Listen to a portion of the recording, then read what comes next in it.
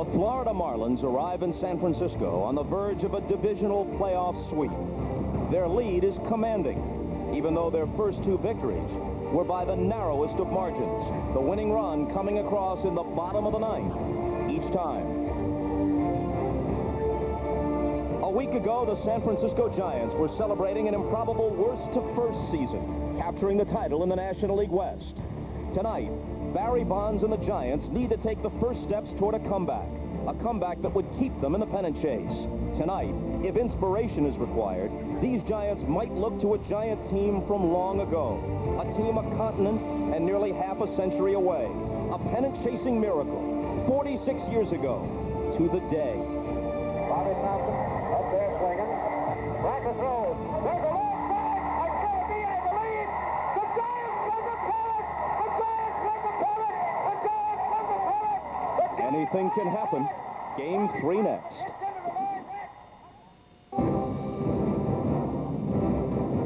NBC Sports presents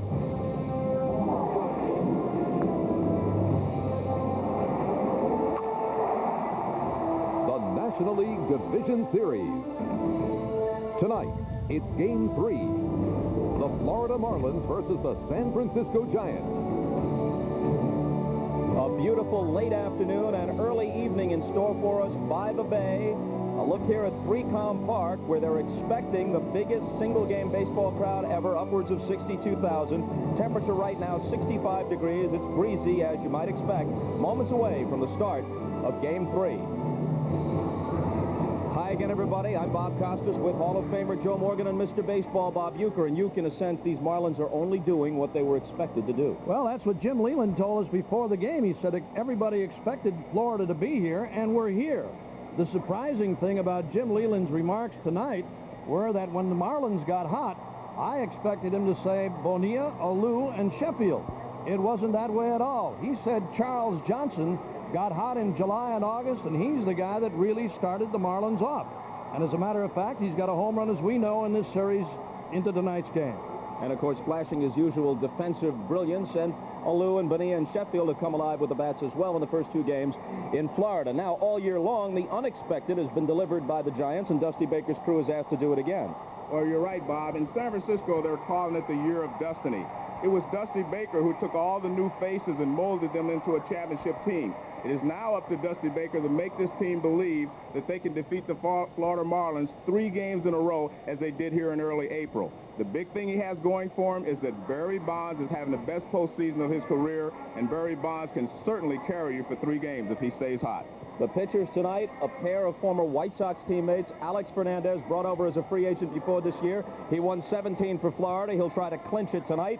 Wilson Alvarez, over at midseason from Chicago, 13-game winner, tries to keep the Giants alive. The Giants drew $1.7 million this year, not among the higher figures in baseball, but they sold out their last 5 regular season games as they move toward clinching it in the West. Here's the Marlin lineup. Abbott, Renteria, Sheffield, Bonilla, Alou, Conine in against the left-hander at first, Johnson, White, and the pitcher Fernandez. And Bonilla, the switch hitter, as you see, really feasted on left-handers. We'll see what he can do against Alvarez this evening. Scouting report on the former White Sox. Well, let's take a look at Wilson Alvarez. He pitched a no-hitter in his first start in the big leagues for the White Sox. He has a 90-plus mile-an-hour fastball. He throws a very sharp breaking curveball. Has an excellent changeup. The key is that he can throw strikes. So if you're a hitter, you have to make him throw the ball in the strike zone. And let's take a look at the defense for the Giants. And J.T. Snow at first base, a Gold Glove winner the last couple of years. And he's expected to maybe win another one here in the National League this year. Very good defensive first baseman. They imported their double play combination, as you look at Snow, from the Cleveland Indians in that Matt Williams deal. Jeff Kent and Jose Vizcaíno. And Bonds, of course, is still a Gold Glove candidate in the outfield. Kent led them with 121 RBIs. That trade was so unpopular that the switchboard was flooded with complaints. They thought it hurt their season ticket sales. Williams was rightly very popular in these parts. But it's turned out well. They also got Julian Tavares, the right-handed reliever, in the deal, along with a new double play combination, and Kent was extremely productive for them in the middle of their order. Tonight, Tonight's crew, with Charlie Relaford behind the plate and Harry Wendelstedt, the veteran, is the crew chief.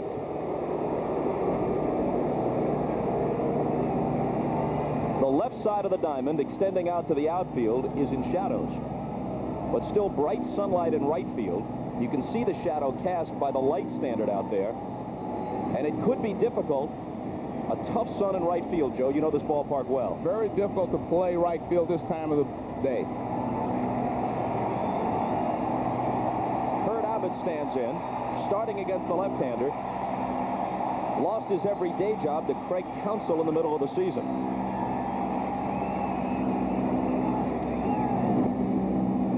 And ball one.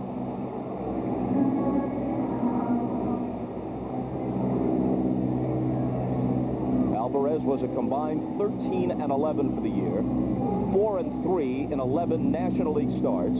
Didn't face the Marlins before today. A ball and a strike. Joe said earlier, talking about Alvarez and watching him pitch in those seasons with the White Sox, he does throw hard. He's a power-type pitcher, but does have a very good change of pace. Likes to pitch inside, too. He's one of those guys that can get inside, fastball or breaking balls. Good slider.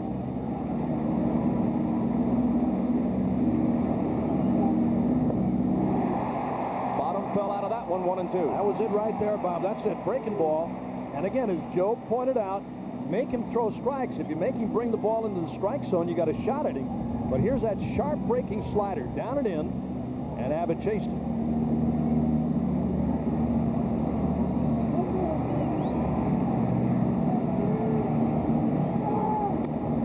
Hit toward first. Snow doesn't boot many. 1 out. To the plate, Edgar Renteria, flashing back to game 1. A 2-out hit off Roberto Hernandez. Got the Marlins going in this series as they win it in the bottom of the 9th.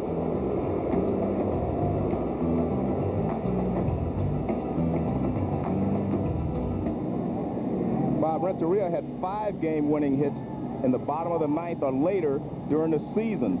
So that should not have been unexpected, at least not by the Marlins. Strike 1 to him. And one more point I want to make. Glenn Hallen Hill has had some problems in right field, Bob, especially early in the ball game when the sun is in his eyes out there in right field. So have to be careful of anything that goes out that way.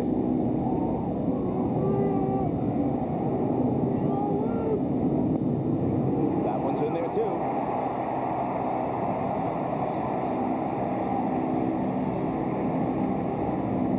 Shot at J.T. Snow. Now, every time Alvarez gets ready to deliver, Snow's got that hand or glove up, and it's tough on the right side all over. Second base, first base, and in right field. Fouled out of play. Alvarez, the 27-year-old Venezuelan, is 6'1" and a chunky 235. He has one previous postseason start, and it was a good one. He beat Toronto for the White Sox in Game 3 at Skydome in the '93 American League Championship Series. He would have pitched Game 7 had it gone that far, but Toronto won it in 6. And that game in Toronto, Bob, also came when his team was down 2-0. So he's pitched in this situation before.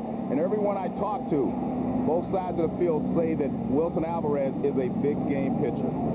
Pitched a complete game on that occasion 4 Octobers ago. He comes to the plate on 1 and 2.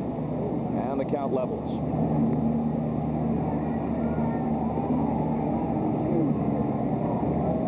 Renteria hit .277 for the regular year and stole 32 bases. He also led the National League with 19 sacrifice bunts, so he's a useful player and a very good guy with the glove at short. He goes down swinging.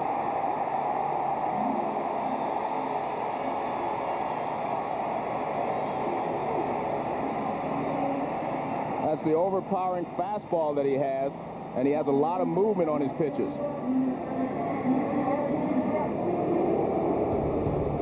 This is what Sheffield did down the stretch.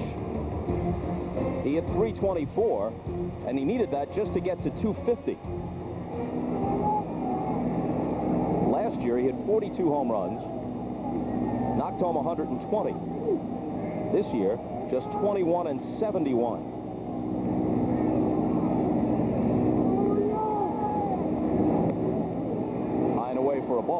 although Sheffield is as dangerous as anybody in either lineup when he gets hot. You'd have to say that over the course of 162 games, the Marlins did not get their $10 million worth from him. Last year might have been that kind of year. That's what earned him the contract. The dividends weren't quite what they expected in year one of the deal. But sometimes that $10 million scares the pitchers off, too, and they did not pitch to him early in the season. Then he found himself in the slump when they did pitch to him. You watch Wilson Alvarez, he's trying to stay away from Sheffield. You have to stay away from it. He's very quick, middle of the plate in. 3-0. Every time I watch this guy, and I've seen him from the start when he was with the Brewers in the American League, every time I watch him hit and cock that bat back and forth, Joe, I didn't swing that hard. I really didn't. He does get it going. Well, he gets some action. In there for a strike. Ted Simmons, in his day, one of the best pure hitters in the National League with the Cardinals and finished up in the American League with the Brewers, now an advanced scout for the Cleveland Indians, says that Sheffield has the fastest bat in the majors. You will not get an argument from me or from Alvarez. He's aware of that. Very cautious, and he walks in. 121 walks this year for Sheffield. Third in the National League. Pitching around that guy constantly. We're going to take a look at the last pitch sequence. Fastball away. See Brian Johnson sitting outside trying to hit the outside corner. That's a 3-0 pitch. Now back away with a changeup. Except for ball 4, none of them missed by much. Right. Well, they're going to try to hit the outside edge. And if Gary wants to swing at it, okay. But they will not pitch to him, I don't believe, with 2 outs and the bases empty. He's going to have to go out of the strike zone some today. Bonilla now, 3 hits, including a homer in game 2. Alvarez does a pretty good job of holding runners at first base. Sheffield stole second base in the last ball game when Hernandez did not check him at first, and he stole second base easily and scored the winning run. But Alvarez will hold him pretty close at first base.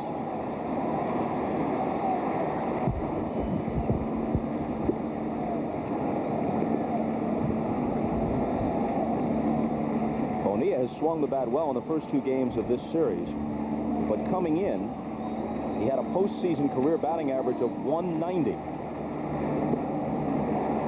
called strike. That's in 79 previous postseason at-bats, mostly with Pittsburgh, then last year with Baltimore. And a lot of that could be attributed to the fact that he and Barry Bonds had poor postseason play before. They were always facing the Atlanta Braves and that great pitching staff when they were with Pittsburgh. Here it is on 0-1. And Alvarez quickly gets ahead of him. A tip back into the glove of Johnson. Look at those numbers, man. 190 and 191. These are guys that have hit over 300 several times in their career and driven in a lot of runs. I think Houston will attest to that, Joe. They were knocked out today against Atlanta. That great pitching staff, John Smoltz. Unbelievable. Smoltz with a complete game 3 hitter at the Astrodome, and the Braves make quick work of Houston. 4-1 today's final. They sweep and await the winner of this series.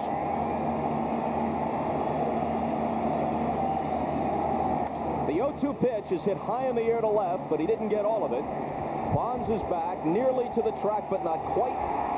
And that'll do it for the Marlins in the first. Giants coming up when we return to 3Com Park. Here's the lineup the Giants will use against Alex Fernandez tonight. Stan Javier is in center field. Darrell Hamilton has a hip flexor injury and won't play tonight. Miller at third, Bonds, of course, in left, and Jeff Kent, whose previous high RBI season came a few years back with the Mets, and that was just 80, so he topped that by 41. He's the cleanup man. And Alex Fernandez with a very good fastball. He's got a curve, slider, and a change. Will change straight off the fastball once in a while. His control seems to be a problem from time to time. He'll work a lot of innings. You talk about 2 similar guys as they have that little meeting behind the mound. Fernandez and Wilson Alvarez, both stocky, both very durable. And there's the defense behind it, Fernandez. Johnson has not made an error in 171 straight games, which is a record. And he's a great thrower. He won a Gold Glove last year. He's going to probably win another one this year. He is one of the better catchers in all of baseball. He and Ivan Rodriguez. He last made an error, speaking of Charles Johnson, in June of 1996. Javier, the switch hitter, takes a strike. Interesting little meeting behind the mound. Usually when guys get together like that, the next sentence is, somebody run a button hook and I'll hit you over the middle. They did have a huddle out there, but the quarterback wasn't there. Charles Johnson stayed behind the plate. Javier cuts and misses. That little change-up curveball that Fernandez will use from time to time. He's not afraid to change off the curve either. Straight change, and then the breaking ball take a little bit off.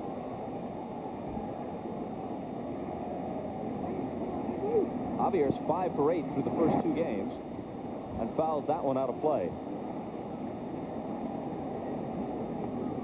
The son of the former Cardinal Julian Javier is a 12-year Major League veteran who's bounced around Yankees, Dodgers, Angels, Phillies, Oakland twice, and now the Giants.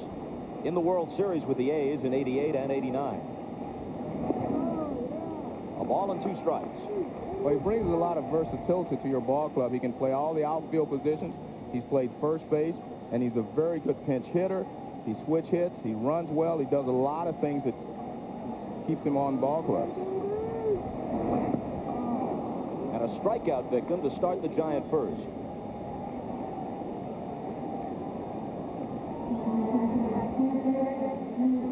Alex Fernandez has faced the Giants twice previously this year and lost both times.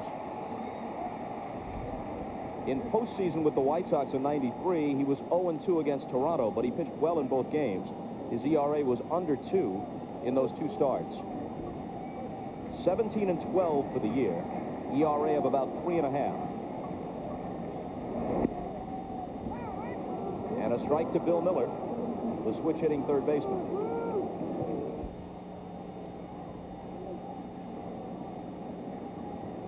That's Jeff Conine at first for the Marlins. He doesn't have to shade his eyes, as J.T. Snow did in the top half of the inning. The sun has already moved past the infield, creeping out toward the right fielder in terms of the shadows. The outfielders are still in that sunlight. Tough field for Gary Sheffield. This one is popped up. Johnson off with the mask. No play. The hitters will feel better about themselves as soon as the sun disappears from center field, because they're looking into that bright sunlight out there in center field and then into the shadows. There you get a view of it. Wind has really picked up since we arrived at the ballpark too, Joe, and it's always been a nemesis here at Candlestick Park. It has made a lot of infielders and outfielders look very, very bad. There you see what we're talking about. 2-2.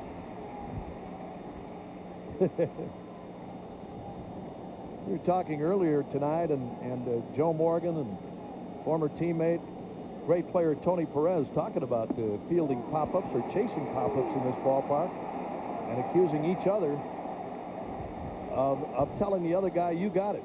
Even though it could have been played by Morgan, he said, Perez, you got it, and it was the other way around. There's Gary Sheffield in right. It's trouble out there. Rolled to the right side, and Conine with a dive can't get it. Miller with a 1-out single.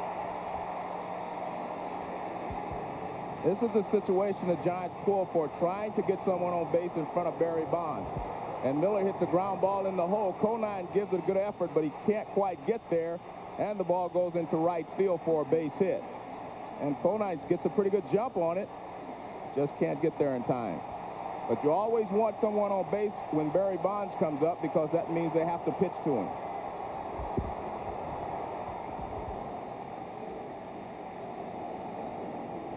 Those numbers are not overwhelming, but at least a good start for a guy who hit just 191 in 3 previous postseasons. Foul ball.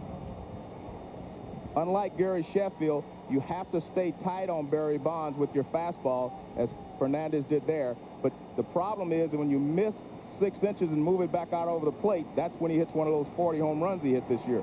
You have to throw him fastballs in and move away with a changeup. But you have a very small margin of error on the inside part of the plate. Off the outside corner, 1-1. There's the active home run list, likely to be led by McGuire when next season begins. Most people think Eddie Murray is now finished.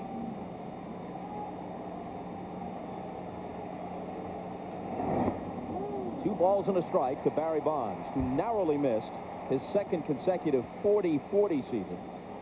He hit exactly 40 home runs and stole 37. Huge in September.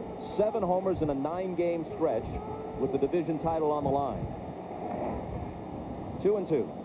And they were waiting all season for him to get hot and carry them. And he got hot at the right time. They were 2 games behind the Dodgers. The Dodgers came here for 2. And he got hot and carried them the rest of the way. What a great series that was with it on the line. Everything was on the line. Remember back when the Dodgers had the 2-game lead over San Francisco and everybody said sayonara, see you later. The Giants answered. They came back in a great series against the Dodgers. And here they are. Miller at first with 1 out, bottom of the first. And a full count to Barry Bonds. If you're going to throw up there, too, on Bonds, you better make sure you got a little extra on it. I'm telling you. Hernandez, that time upstairs, he missed outside. And again, if you're going to miss outside, as you look at Jim Leland, again, you're not going to get him to chase out there. He knows what you're doing, too. Fouls it off, and Miller was running with 1 out on the 3-2 pitch. And that's probably the only time you'll see anyone other than Barry Bonds, maybe Stan Javier, run on Charles Johnson. He shuts down the opposition's running game. There's Johnny B., or better known as Dusty Baker. He goes through a gauntlet of emotions during a ball game.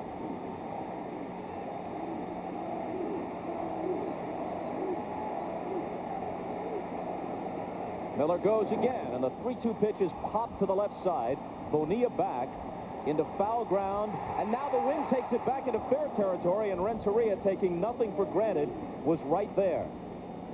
And that reminded me of what the one Tony Perez was talking about today, Bob. He was calling, and I let him call it, and he dropped it. This is a tough field to play. The wind blows the ball back toward third base. Bobby Bonilla probably forgot about that. Luckily, Edward Renteria is there to make the catch. And see, Bobby's over in foul territory, and the ball comes back fair, and a nice play by Renteria. He's not the first guy that's taken a dive. You're chasing a pop-up. Behind home plate, they're terrible. They really are. I mean, you look so bad on pop-ups. There's the flags again. I mean, they're really whipping out towards right.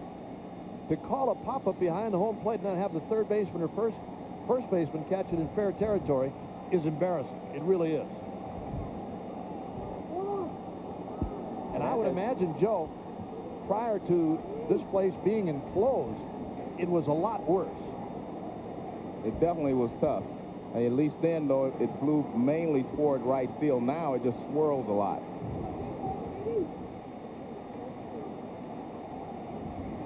Jeff Kent, breaking ball for a strike.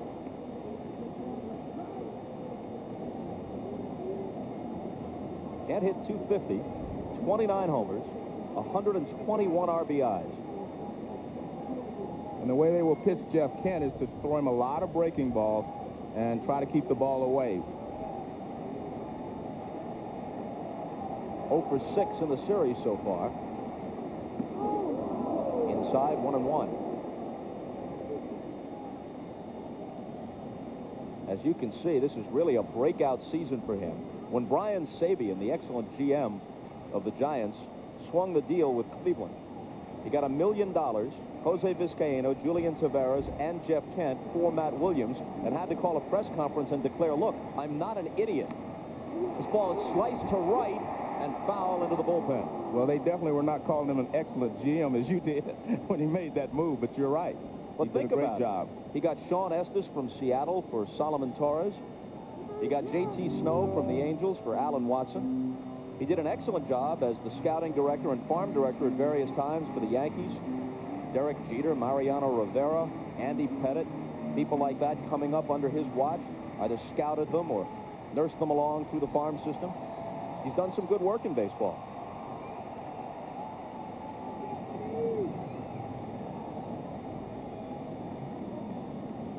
Miller, who's singled with 1 out, is at first with 2 down here in the bottom of the first. No score. J.T. Snow on deck. Line to right, there's a hit. Miller to second. Sheffield fields it, and Miller will hold there. Throwing behind him, and Renteria diving to try to make the tag. First and second, 2 out. Good job of hitting there by Kent, because most of the time they throw him breaking balls with 2 strikes, and they come off the plate with a fastball in to keep him honest. But here they go away with a fastball again, and he goes that way. Most teams will pitch him away, but they have to keep him honest by coming off the plate inside sometime. But a good job there. And Miller almost gets caught off base here. This is a good job by Sheffield of hitting the cutoff man. If he overthrows the cutoff man, no chance, but he hits the cutoff man. Renteria there to cut it off and try to nail Bill Miller at second base. Gary Sheffield always had a great arm. That was one of his strong suits when he came to the pros, especially the major leagues. He had a great throwing arm. And almost as you said, Joe, nailed him coming back to the bag. He wanted to be a shortstop so bad in Milwaukee that he left. And not left to go to Miami. He walked out of the clubhouse a few times. Did they let him play short when he came back? No. That's why he's in Miami. A ball and a strike. No, he said he was drafted as a shortstop, and that's what he wanted to play. He figured it was a glory position. I mean, a guy with the kind of power that he has and a great throwing arm. He had speed. He had everything it takes. But he's happy now. Who wouldn't be?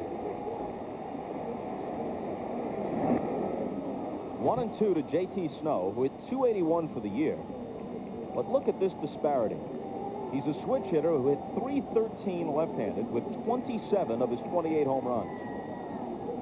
Right-handed, he hit .188 with 1 home run. Why bother to switch? Hit .199 right-handed last year. 2-2. He may have an excuse this year, though, Bob. Remember, he was hit in the face with a Randy Johnson fastball hitting from the right side in spring training, so you may have flashbacks when you stand on the right side.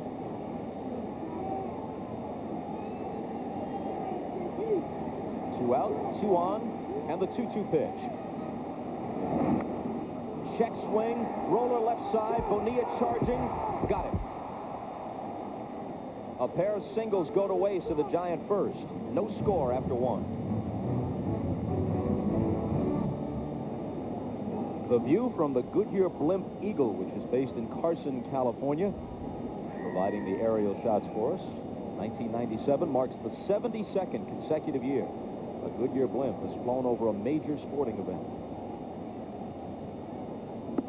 Moises Alou will start it. High and away from Wilson Alvarez.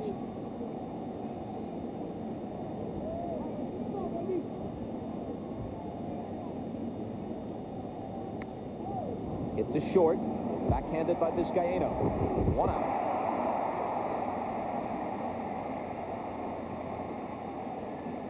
Let's take a look at the last pitch to J.T. Snow at the end of the inning. Watch the rotation on this ball. It's a backup slider that he checked it. Now, we're going to give you a different view of it. Here's the pitch as it comes in, and it sinks. That was an 88-mile-an-hour fastball that kind of sunk down, and J.T. Snow tried to check his swing, and he hit a ground ball to third. Actually, it was a backup slider. I did different backups. I'm with you. All right, all the way. Sure, just making sure here. Here's Conine. Because you didn't play, it doesn't mean anything. Well, I just want to provide some support. We understand it all the way. I'm just not. Jump in here. I was actually catching a brief rest. Here's the 0-1. Most of yours are brief. You know, the abuse starts here, early in the contest.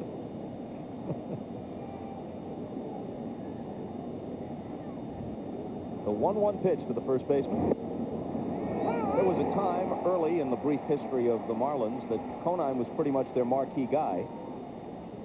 This could be his last year with the team. They added some $80 million in salary commitments in the offseason. They may be looking to trim payroll no matter how deep into the postseason they advance. And Conine no longer plays every day. They got Darren Dalton, who can't catch anymore, and nobody would catch ahead of Charles Johnson anyway, so Dalton plays from first base against right-handed pitchers. Here's the improvement year to year. Actually a fallback for a while, and then they got to almost 500 and then broke through to take the wild card. And for him to be in his first postseason that the Marlins ever played, I think that's kind of a reward for being there all those years. Just a little bit of that payroll you were talking about. That's a little more than a little bit of it. Bonilla takes home a pretty nice check. Alvarez's 2-2 pitch. Well, they added Moises Alou, Bobby Bonilla, Alex Fernandez, re-signed Sheffield and Rob Nen, brought in Jim Leland at a pretty high price tag for a manager. They improved their team, and the owner, Wayne Huizenga, says they lost $30 million in the process. At third base, Miller guns it across the diamond for the second out.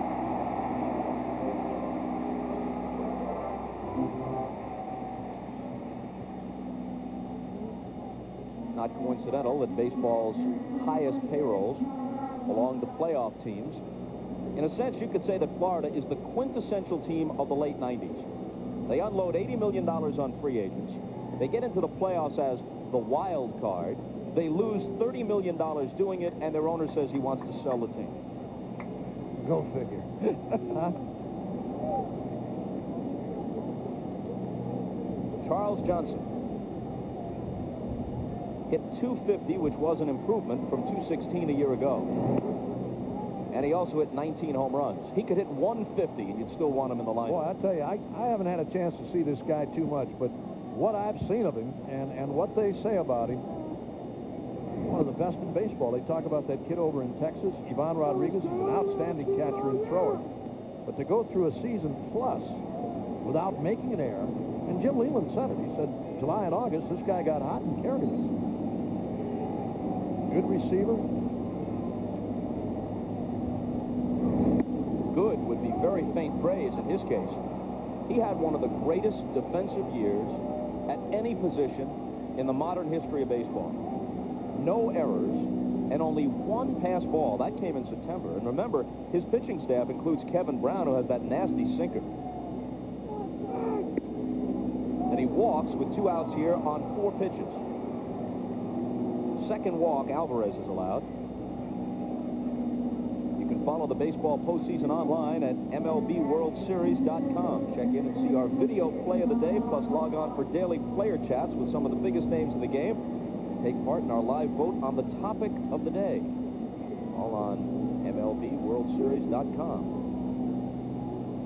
Did you log on today, Uke? What is the topic of the day? What's the topic of the day, buddy? Well, we were talking about our flight tonight from California, Northern California, all the way to Cleveland, Ohio, and the things that we're going to be seeing along the way. You know, that is fascinating material. I'm sure millions of Americans will want to become further familiar with our itinerary. www.com and late arrival. Devon White. 1-1 to him.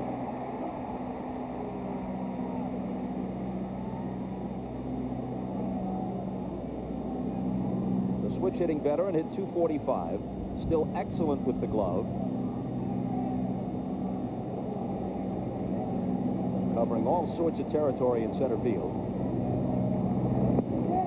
In there, 1-2. Bob, I don't think it's a coincidence that the 2 batters that he has walked are the 2 Marlins that have hit home runs. Gary Sheffield hit a home run to hurt them, and Charles Johnson as well. So he has been very careful with those 2 guys. He's gone right after everyone else. And he walked them both with 2 out and nobody on. Right. 2-2. Well, these guys, they just keep feeding on those corners, and if they're outside or off the corner a little bit, and an umpire rings you up, they just stay out there constantly. Joe, it's got to be aggravating as a hitter. I know it is. I mean, sitting back there as a catcher, you love it. As a hitter, you gotta really hate it. Catchers always turn around and tell the umpire, "That was a good pitch, nice call." A lot of guys wouldn't have called that. 2-2 pitch. Softly into center field, but it'll drop in front of Javier. 2 on with 2 out. That's the first hit of the night for Florida. Well, he tried to jam Devon White, and the fastball does not get in enough. He fights it off and hits a little soft liner into center field. And the Marlins have runners at first and second with 2 down. And the only patch of sunlight that remains on the field is out by the warning track in the right field corner. So Glenn Allen Hill and Gary Sheffield escaped without any misadventures in the first couple of innings.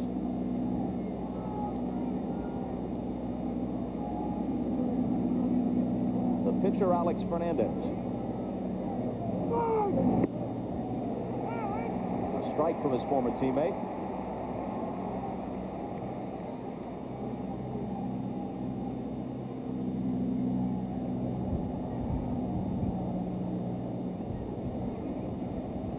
Finishing up his first year having to swing the bat in the National League.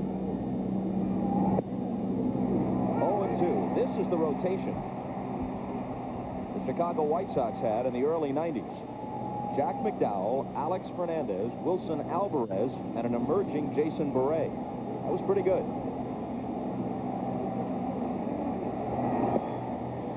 Off the outside corner, 1-2. That's what they did in the division-winning season. And Roberto Hernandez, who is also here now, working in the Giants' pen, saved 39.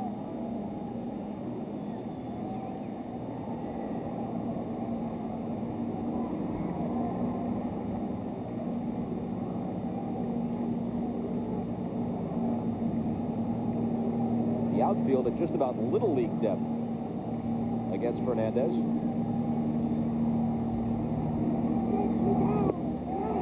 Overmatched and down on strikes.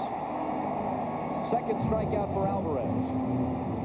Marlins leave a couple.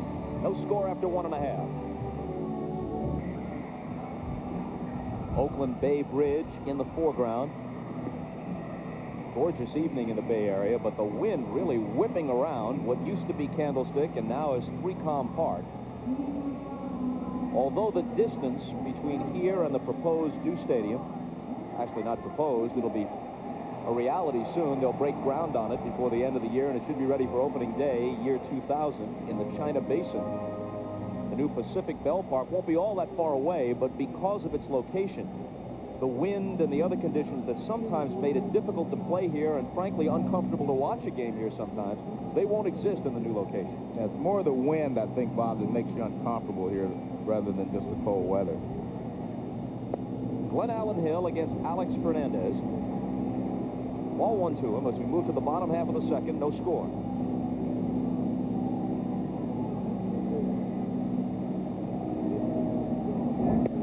Hill hit .261 for the year, had 11 home runs. Very effective as a pinch hitter, but pressed into action tonight because Darrell Hamilton is hurt and Javier moves from right field to center. And Hill comes off the bench to start in right.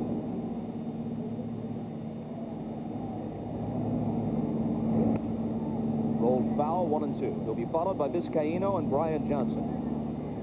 Dusty Baker told us that depending on how far this series does go, that Darrell Hamilton may not be available for any of them.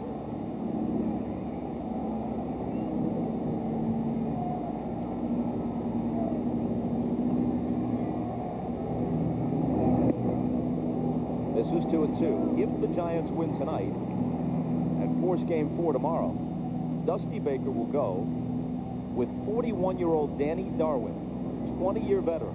He'll actually be 42 in a few weeks. In the air to center field, Devon White camped under it. One gone in the second.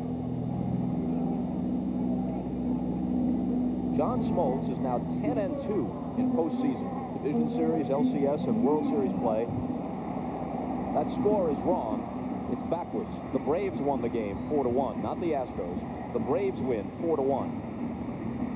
Now here's what's coming up.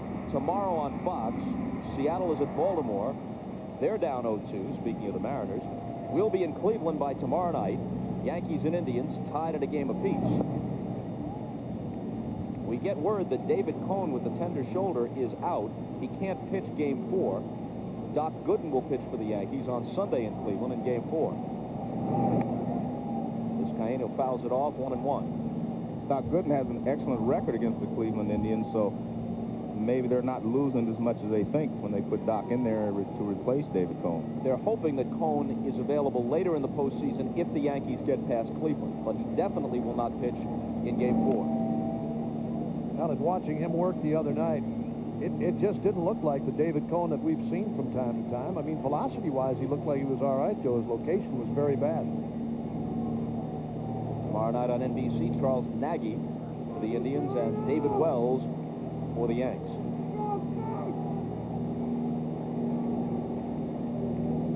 One and two to the switch-hitting Vizcaino. Then with the Cubs, the Mets, the Indians, now the Giants. Hit 266 for the year. 2-2.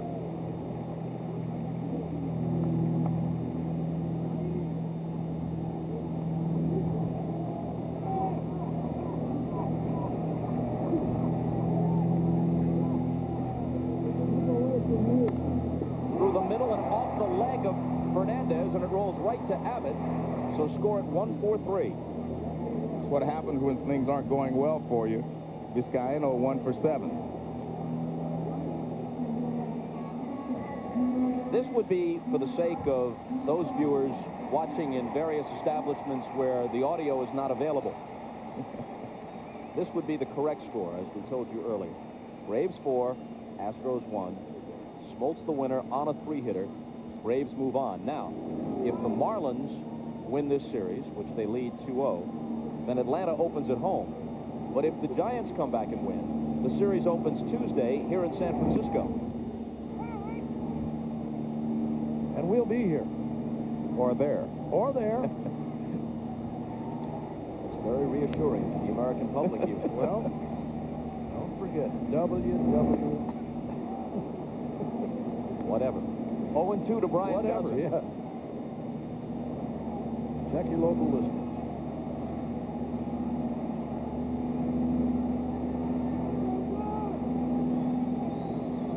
Two out, nobody on. And how would you call that one, Uke? Just a bit outside. Thank you. It's now an official series.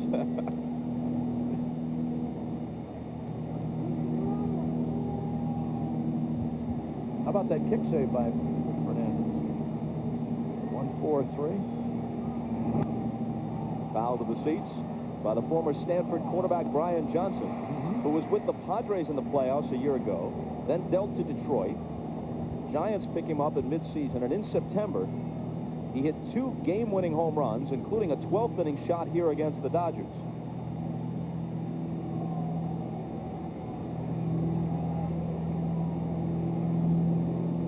Ooh, change-up got him.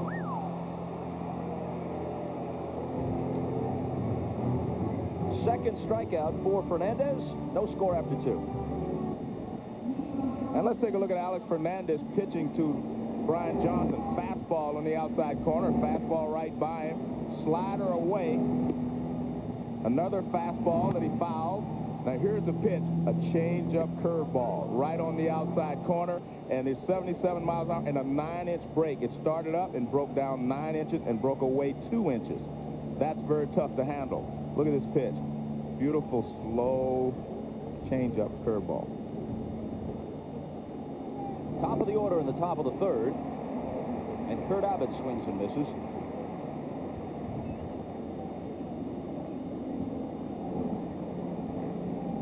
This is the first postseason game in this park since the Earthquake World Series of 1989. Don't remind me, I was standing down there. Hey, you were standing next to Willie Mays Willie when the Mays. ground began to shake. Well, both of you guys were here, weren't you? I was in the ballpark, yeah. Not for long.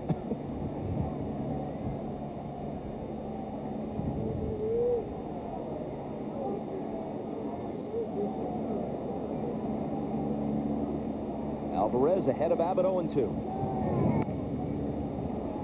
At third base, it comes up for Miller. 1 out.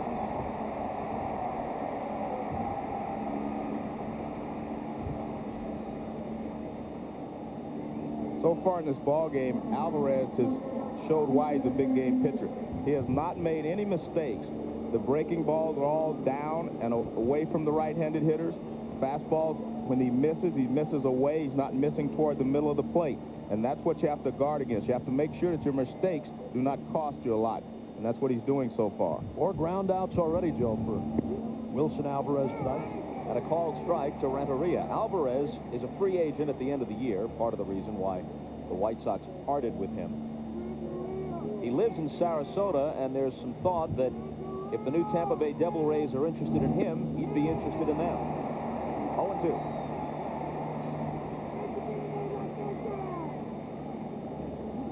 Well, he's going to have to find out if they're going to be in any league yet or not.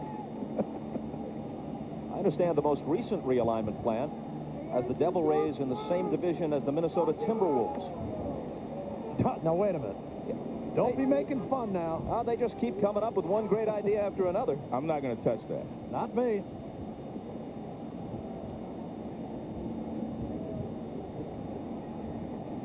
Alvarez was part of one of the most controversial deals in recent history at midseason. Danny Darwin, Roberto Hernandez, and Alvarez all shipped off to the Giants for a package of 6 minor leaguers. They check down at first base. Goodbye. Steve Ripley punches him out. 3rd strikeout for Alvarez. Here's that last breaking ball. And the check swing by Renteria. Here it is. That was close. That was pretty close. Get another angle, another look. You know what? We even got another one.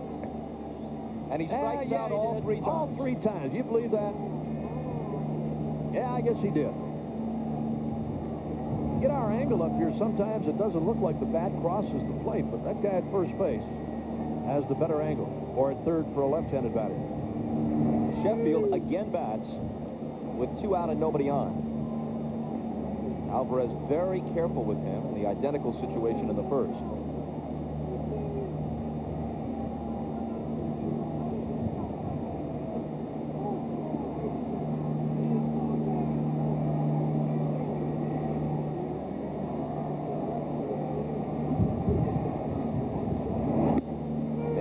Hear the wind whistling through our microphones.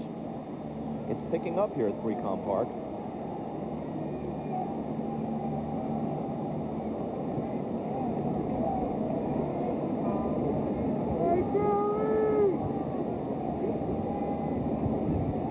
The 2-0 pitch to Sheffield. Foul back toward us, right into the booth, and Euchre tries to make the play. And it will come as no surprise to those of you familiar with his career that it bounded off his chest. No, it hit the hit right here. Yeah. You had a clean shot at it. You had a clean shot at the ball. There is no such thing as a clean shot when I'm behind the plate. Look at this right there. See how far that thing bounced? Go figure. I mean, it hit right over here. It hit against the wall over here. I thought it was reachable myself. 2-2. For those people who are reachable idiots, it's reachable. No chance for this boy. Were you shaking up on the play, though? No, not at all. Are you kidding? That's a relief. Put me in, coach. The 2-2 pitch. Reaches for it. Pops it wide of first. Snow over near the railing. Reaching over and making a fine play. Down go the Marlins in order in the 3rd. Welcome back to San Francisco. I'm Jim Gray. I'm now joined by one of the greatest players in the history of baseball, Willie Mays, the former Giant. Willie, it was 46 years ago when Bobby Thompson hit that home run off Ralph Barranca to beat the Dodgers, and you were on deck. What do you remember of that? I was on deck. What I remember is that I thought Leo was going to pinch it for me, and I talked to Leo many times about it, and what he said, well, I don't think I would. But knowing Leo, he wanted to win the ball game, and I think he would have. That was my memory there. Seemed like 46 years ago to you? I didn't even know I was that old. Tell the truth, but I think you're right. I'm 66 right now, which I'm trying to get further. Realignment. What are your thoughts on the current state of baseball and realignment? Realignment, I don't know too much about it, Jim. I think they're trying to work on it right now. I don't even know how it would work, to tell the truth, because I'm not involved in the committees and things like that. But right now, baseball is on the way back up, so I don't see if you should mess with it a little too much. But It looks like when we played the different clubs in the American League, we drew very well. So I don't know. It might work. You know, I don't know. Willie, it's great to see you. You look great. It will take long enough. I don't know. Let's send it back upstairs to Bob Costas. What did he say? It took long enough to look this great? Yeah. What a guy, man. What a player. What a guy. What did he say? Just don't mess with it. That's right. Don't mess with it. The 3-1 pitch to Alvarez, Give and me now another full chance. count. Where is it? Now that one's down the left field line. Okay, You sorry. had your chance. No, I didn't have a chance at that now. Don't be, E2. That's what I'm thinking. No, it was E-tie. Much hurt. E-tie. E-tie.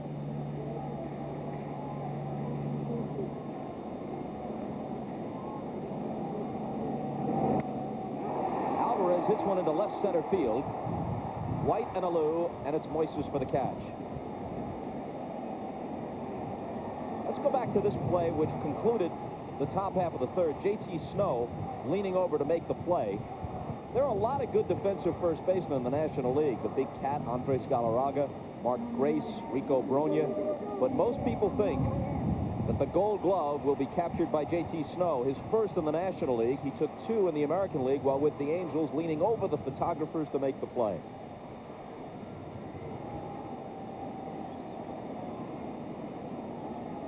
There he is, son of the former Notre Dame and Ram wide receiver Jack Snow. Breaking ball fouled off by Javier. I'll tell you one thing. It's better to win one than to try to use one.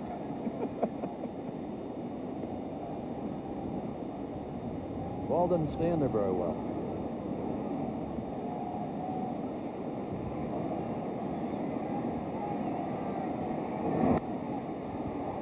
Hit to the right side and scooped up by Abbott.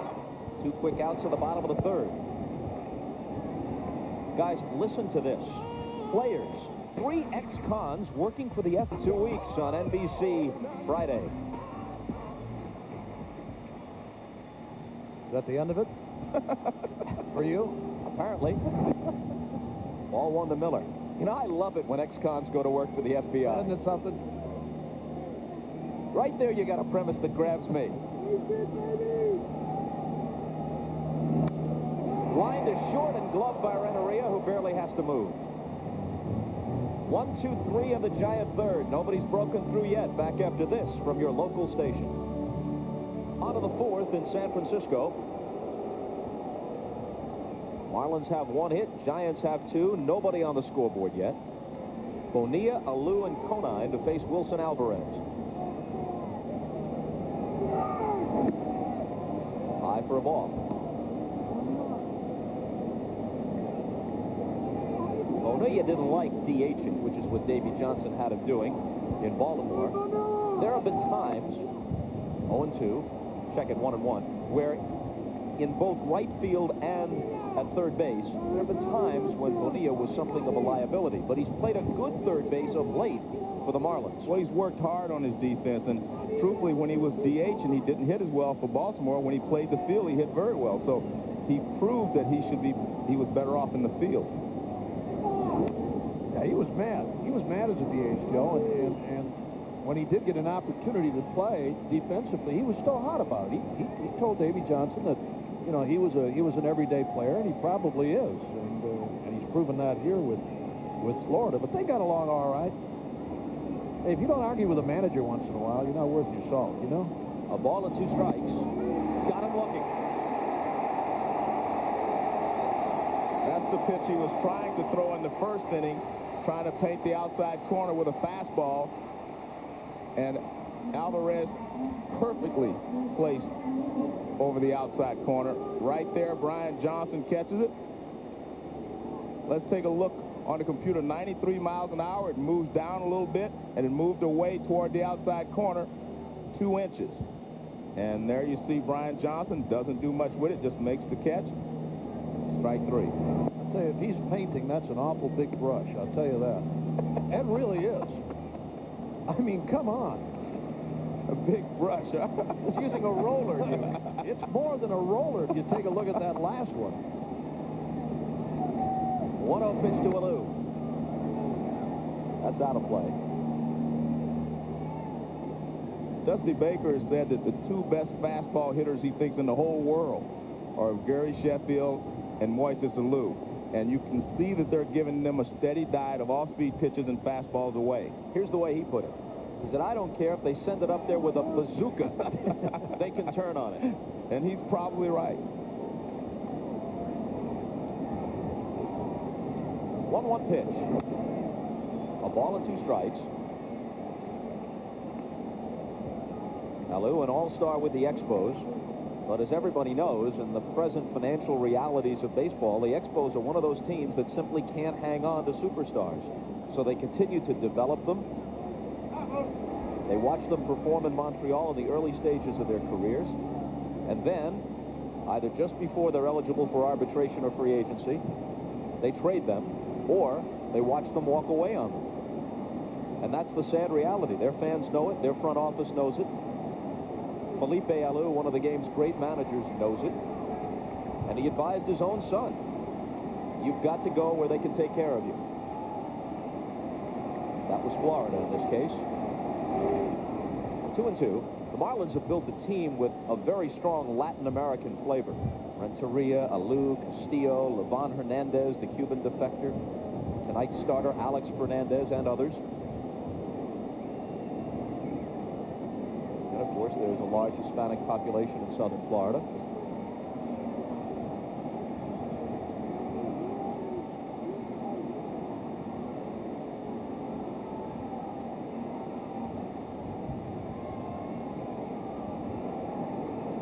Here it comes on 2-2.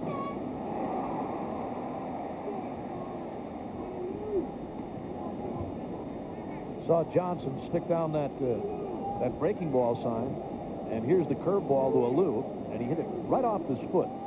He missed the shin guard that's between his knee and ankle. A lot of good it did him there.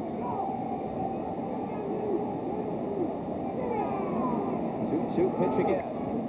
Lined and in there for extra bases. Alou around first as Bonds digs it out of the corner. And it's a one-out double.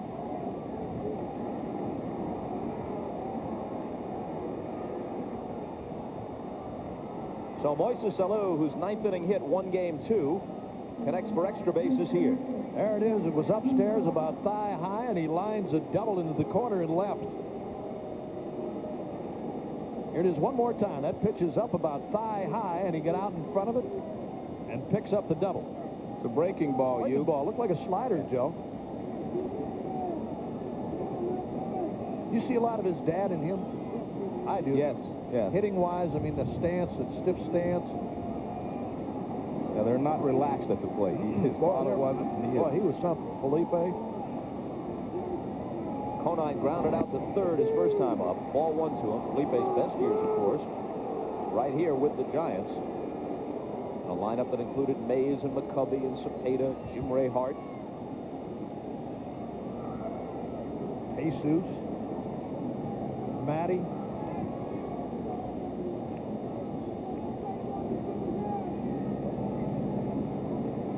There were a handful of times when they comprised the entire outfield. They did. Not too often with Willie Mays around. No. At least a few times when Matty, Jesus, and Felipe were the guys. Absolutely.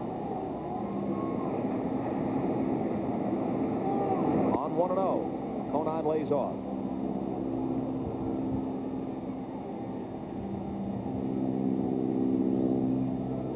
If the Marlins win a game here in San Francisco and move on, although the Braves would be favored, the Marlins would not be intimidated.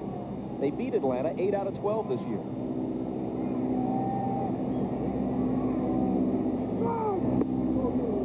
It was funny, Bob, when we were talking to Jim Leland before the game. He said, hey, look, we're no Atlanta. We're no Atlanta, but we're here. But yet they beat the Braves and handle them very well. He said, we're not going to match up with Atlanta pitching-wise. But certainly they've got the bats. But, I mean, how many clubs can match up with Atlanta? When it comes to depth of starting pitching, nobody. On 3-0, Conine takes a strike. In interleague play, Florida swept 3 from Baltimore. So, against the best teams, they've certainly acquitted themselves well. Baltimore swept Atlanta. They went to Atlanta. So how do you figure that?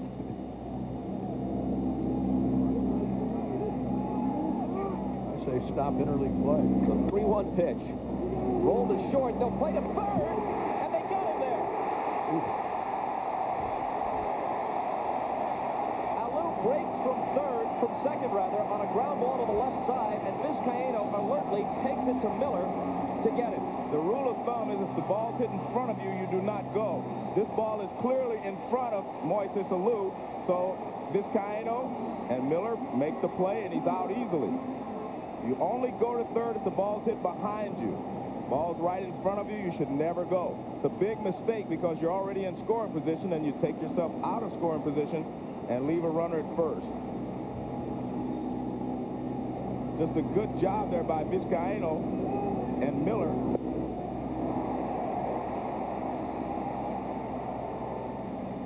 What could Alou have been thinking? Or not thinking? Now I understand that better. 0-1 to Johnson. Conine now the runner at first with 2 out. Sometimes at the crack of the bat, the ball is hit, and you're moving off the bag, getting to your lead. I know it's a bad move. It is a bad move, but sometimes you can't stop yourself. You take that extra 2 steps. You're better off trying to go to third then instead of going back to second.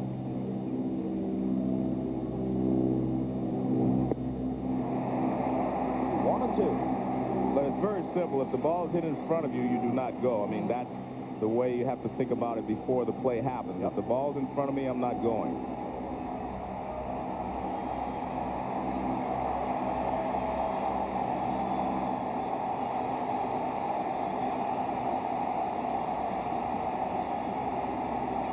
Johnson steps out. You figure Felipe Alou watching this on television, perhaps back home in the Dominican Republic, and saying, didn't we go over that 1,000 times in spring training? Vizcaíno goes the short way for the force to Kent covering, and that wraps it up in the 4th. To the bottom half, still no score. Another shot from the Goodyear Blimp Eagle. We said before they've been covering major sports events for 72 years. Leads me to believe they were at the 1925 World Series between the Senators and Pirates. Barry Bonds starts it off. The 3, 4, and 5 hitters. Bonds, Kent, and Snow looking to break through in the 4th.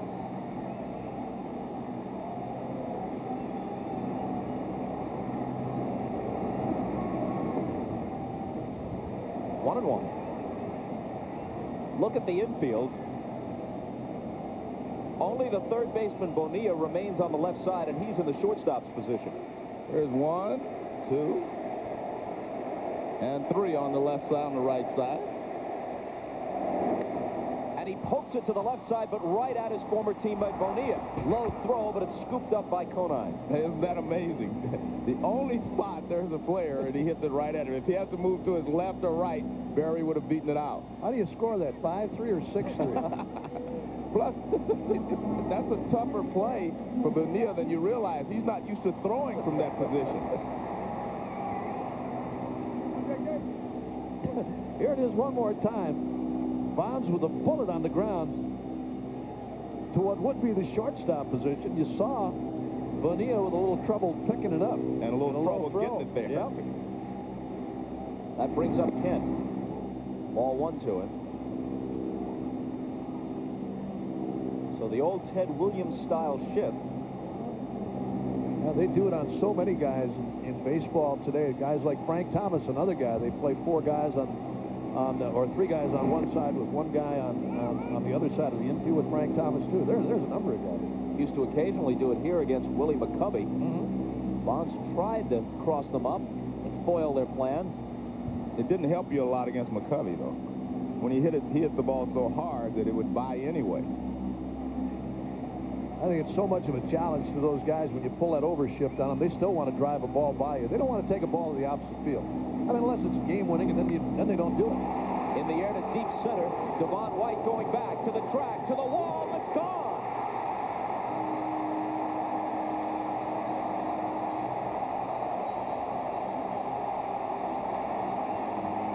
When that ball left the bat, White was pretty sure he had a play on it.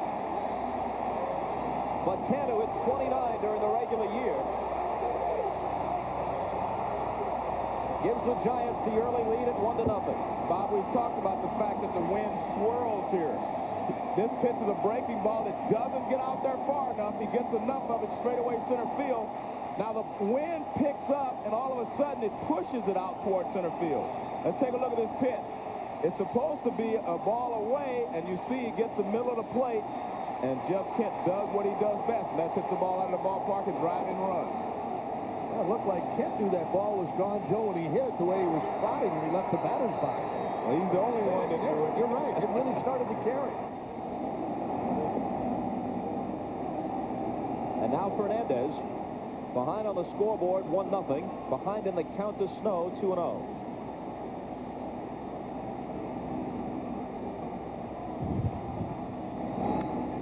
Lined up the middle, a base hit.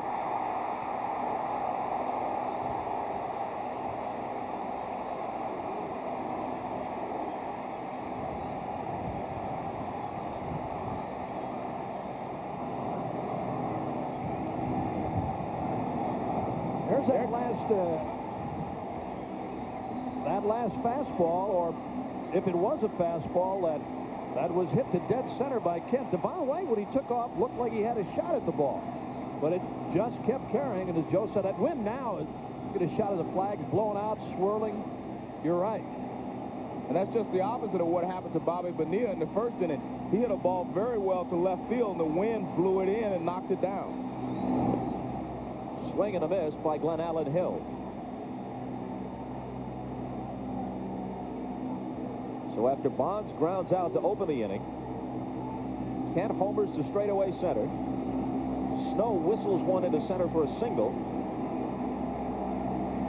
1 out, 1 on, and 1 in.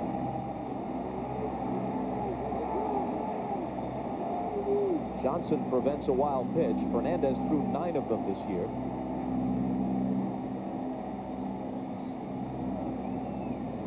How good is this guy? A lot of people would have said before Johnson came along, no contest, Pudge Rodriguez, best in baseball defensively behind the plate. But now there's an argument. Yeah, you're right.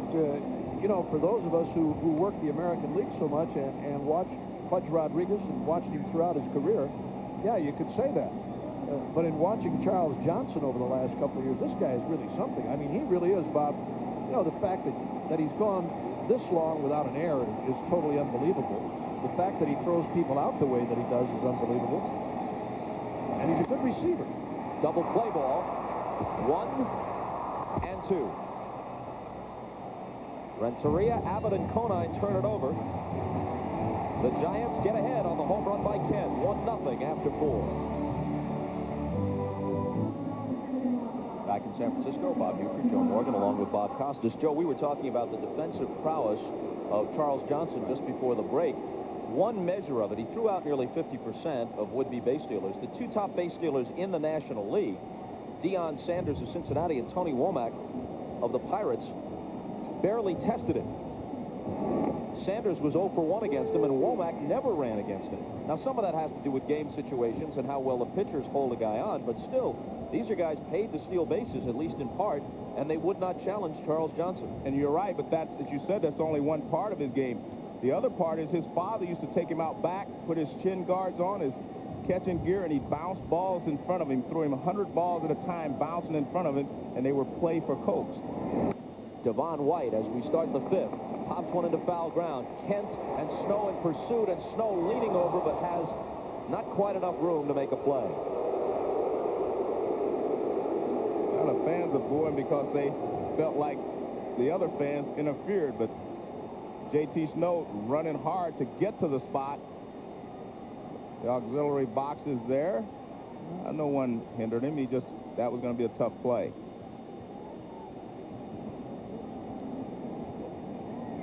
Oh, 0-2 to White, who singled his first time up.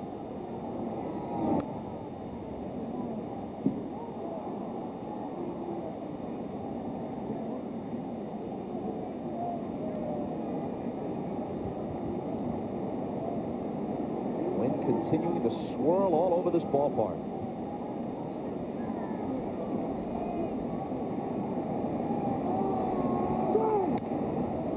Into to center field, right center field. Javier in pursuit, and he makes the play.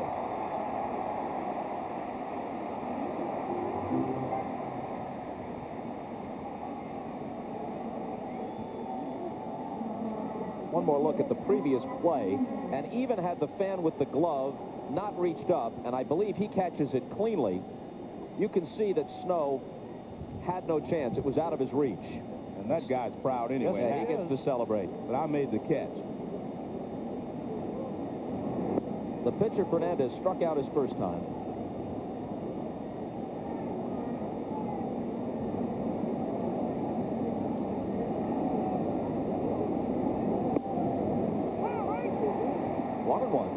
What the Giants are trying to do has been accomplished before.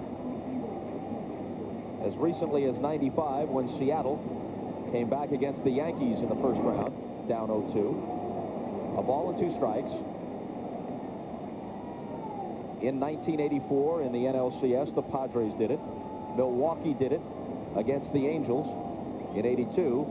And the Dodgers in the split season, where they had an extra round of playoffs even before the advent of the wild card because of the strike in '81. The Dodgers did it against the Astros. San Diego did it, breaking the hearts of Cub fans all around the country after the Cubs had won the first 2 at Wrigley Field. In every case, the team that came back from '02 came home for the next 3 games, as the Giants are doing here.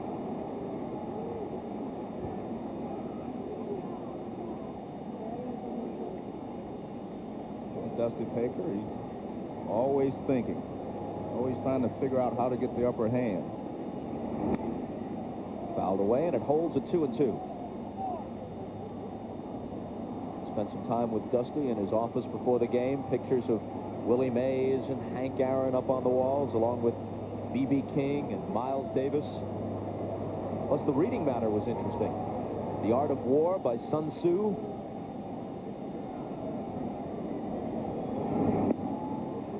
Full count now, not what Alvarez had in mind against Fernandez.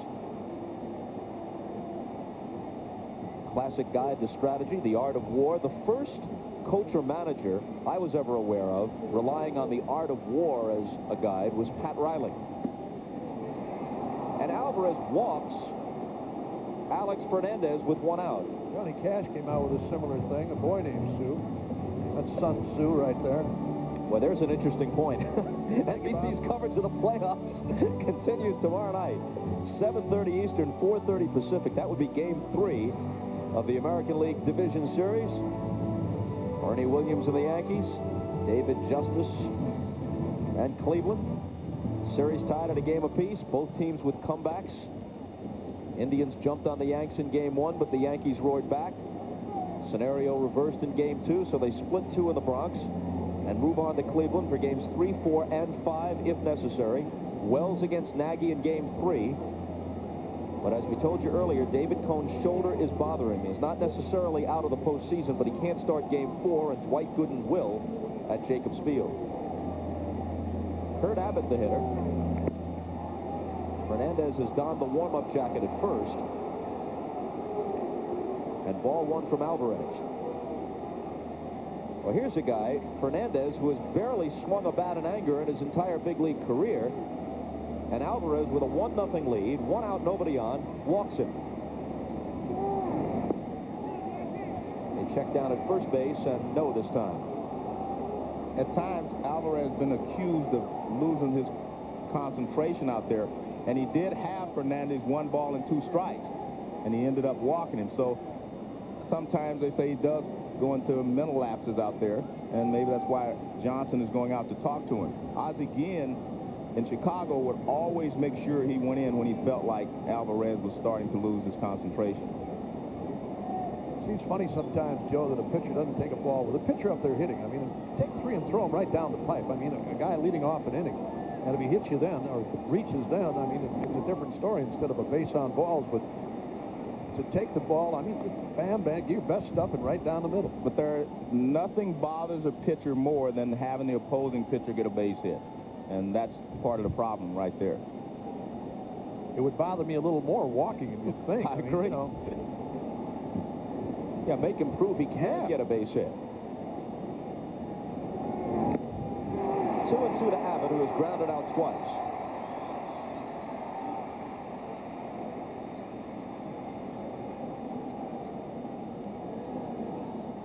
The Giants took 6 of 11 from Florida during the regular season, including a 3-game sweep here in April. So the season series was close. The 2 games in Florida could not have been any closer to begin this series. Each won by a run by the Marlins, each time in the bottom of the ninth. It gets by Alvarez and into center field for a base hit.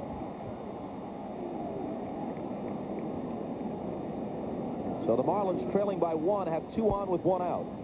Alvarez is not a power pitcher, so he usually ends up in pretty good fielding position. He's in good position here. Ball hit right back to him, but he can't get his glove down in time, and it goes into center field for a base hit. A lot of left-handers fall off to the third base side. He does not do that. He stays pretty squared up on the mound, but his reflexes aren't quick enough to come up with that one.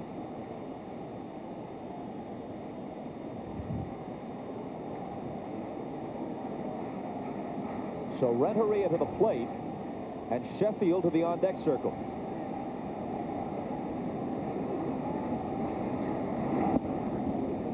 Alvarez starts him with a strike.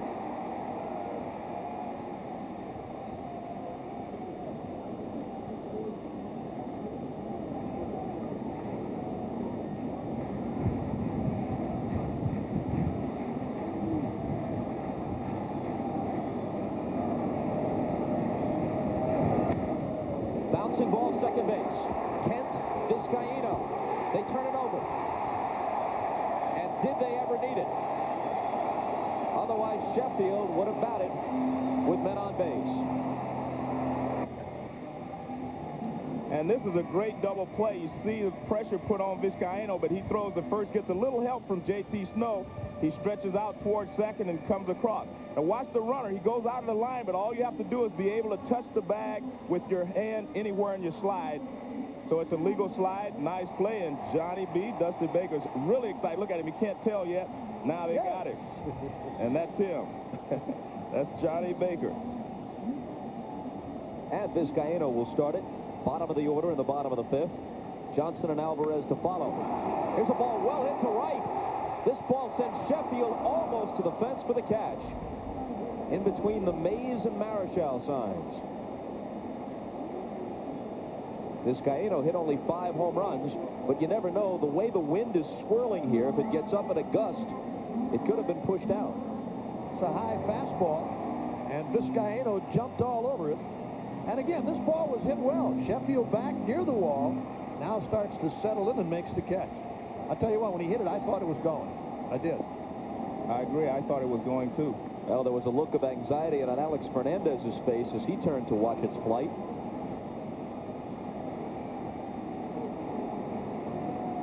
Johnson called out on strikes his first time up. 1-1 to him.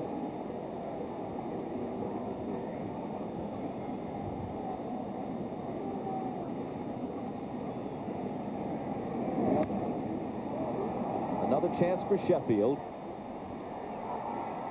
2 out in the 5th.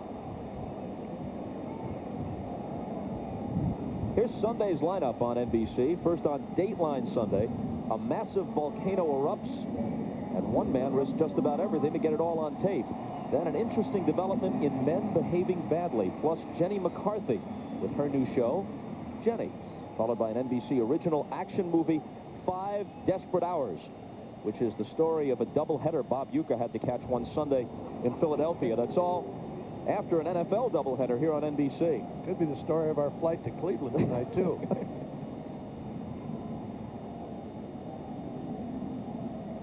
0-1 to Alvarez. Giants lead it 1-0 as they bat in the bottom half of the 5th. You mentioned his given name is Johnny B. Baker, but the B is like the S in Harry S. Truman. I asked him, it doesn't stand for anything. It's just an initial. It doesn't stand for Bill or Bob or Bart or Boris or anything. Just B. These are the kind of things you need to know.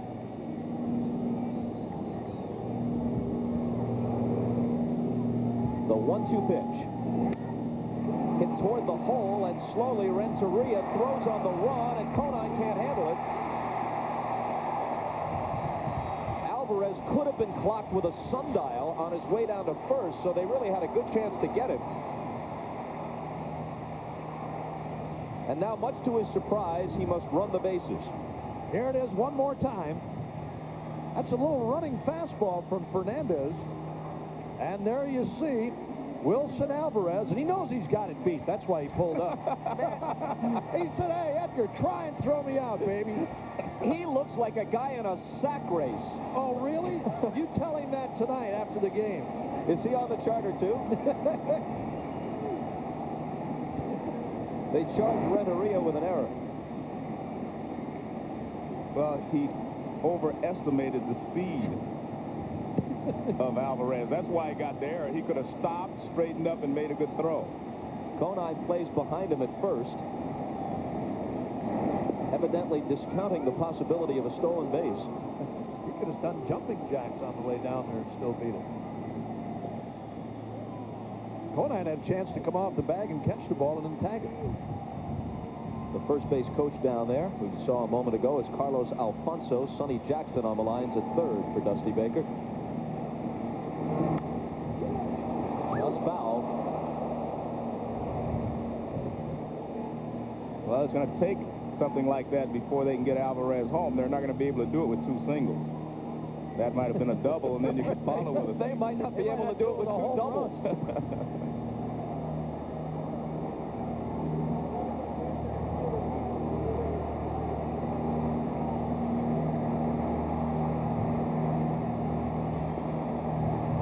Alvarez familiarizing himself with the location of the bases. Whoop. Did he go? Nope.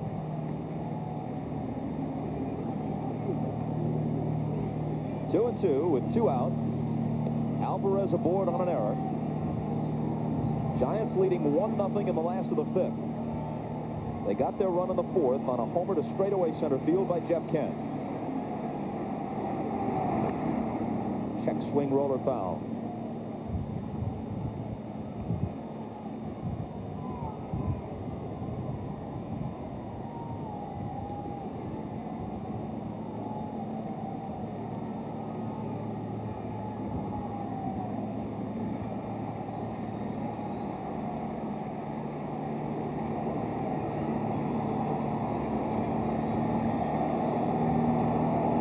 Javier is 0 for 2.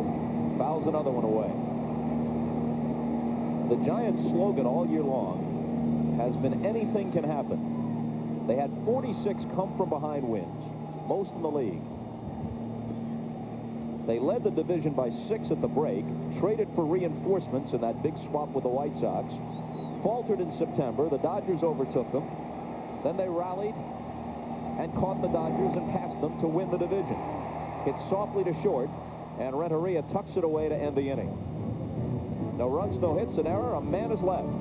Alvarez will doff the jacket and go back to the mound when we come back. Welcome back to San Francisco. I'm Jim Gray. I'm now joined by the owner of the Marlins, Wayne Huizenga. Wayne, you've announced that the team is for sale, but with all the success here in the playoffs, might you reconsider? Well, it's something, we don't want to sell.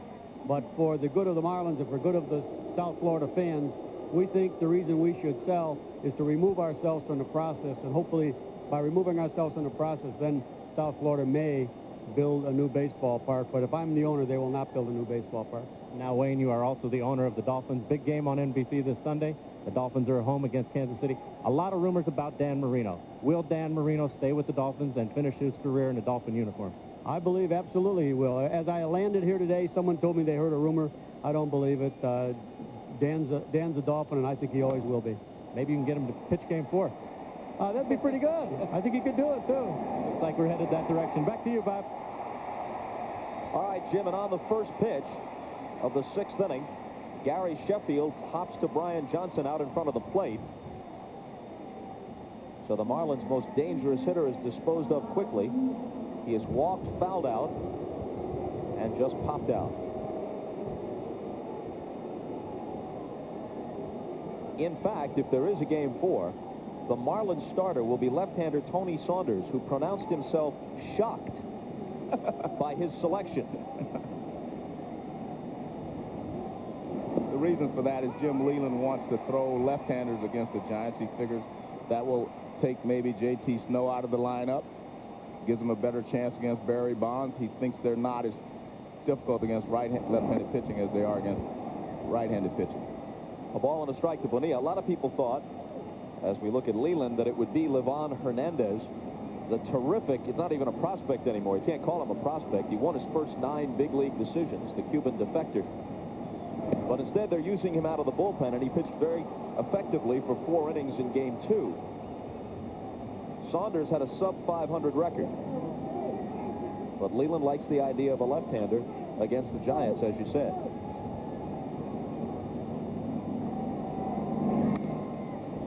Bouncer to Kent. And Bonilla's 0 for 3.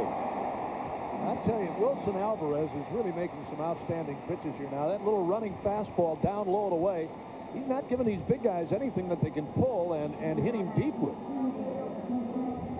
Eric Moises Alou, first ball hitter, dead first fastball hitter.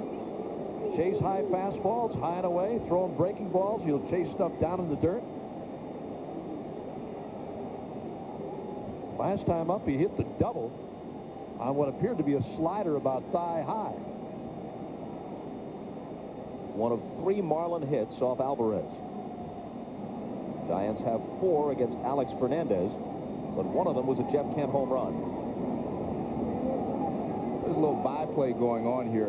Alvarez was upset with Alou the last time he batted because he stepped out a couple of times. He even broke a bat, but he was a little bit impatient with Alou getting back into the batter's box. And they followed the scouting report. This is Alou's 3rd at bat, and each time they started him off with an off-speed pitch. They have not given him a first pitch fastball. 2-0. I thought it was interesting the way they've worked to Sheffield.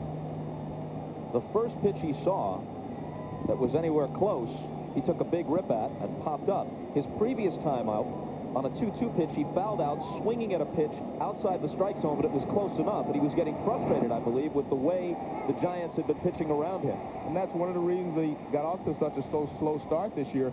Teams were not giving in to him, not giving him a lot of pitches to hit. They were walking him in situations where a walk was not called for, so finally he got a little impatient and started going out of the strike zone. On 2-1, foul ball. You know, this is a different ball game too, Joe. I think you might see Sheffield being a little more patient. But with the Giants leading 1-0 and Sheffield, a guy who can tie the game or put you out front with somebody on, he's up there trying to hack. He's trying to get him back to even.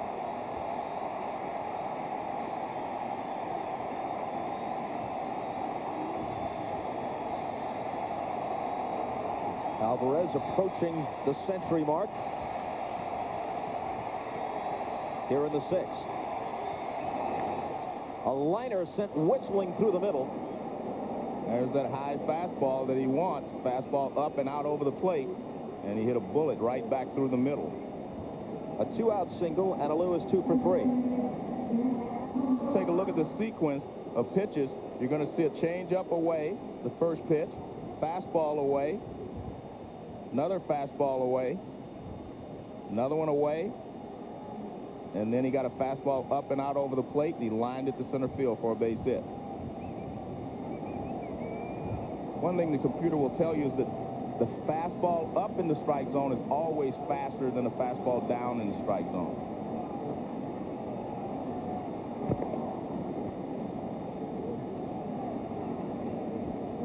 Alou stole 9 bases during the year.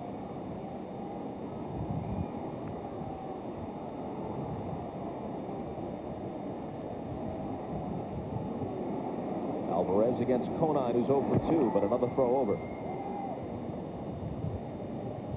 And if you're Brian Johnson, you like this. You want your pitcher to be aware that that runner's at first base. We mentioned that it maybe cost him the ball game in Florida the other day because Roberto Hernandez did not check Sheffield. He stole second and scored the winning run.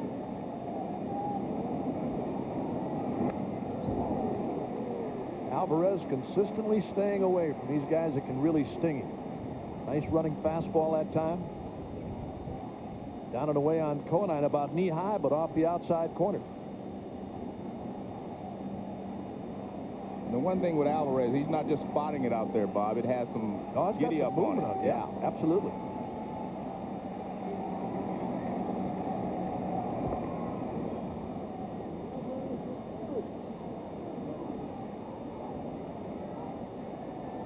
Even though that stolen base total is modest, with 2 out in a 1-run game, the possibility of his taking off increases, and Alvarez and the Giants are aware of that.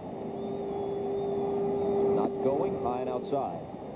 He used that little slide step then, did not pick his leg up, but each time he's done that, it looks like he's not getting the pitch exactly where he wants.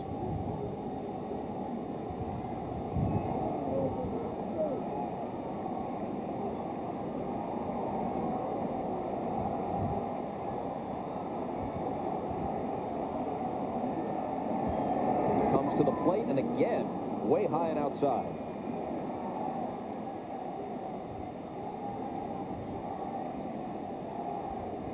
This is the slide step. Well, this is his regular motion here where he picks his leg up and gives you the regular throw. That's his last pitch, but the pitch before, he doesn't lift his front leg. He just kind of slides it toward the plate. That's called a slide step. Bouncing ball, Miller knocks it down, but they have no play beyond that. Deflected into the outfield, and runners are at first and second with 2 down. There was a good example of the slide step right there, Joe, on a breaking ball that was hit off the glove of Miller at third by Conine. Watch this. There's the slide step that Joe was talking about right there on a breaking ball that Conine hit sharply to Miller's left. He got a glove on, can't hang on. Watch this.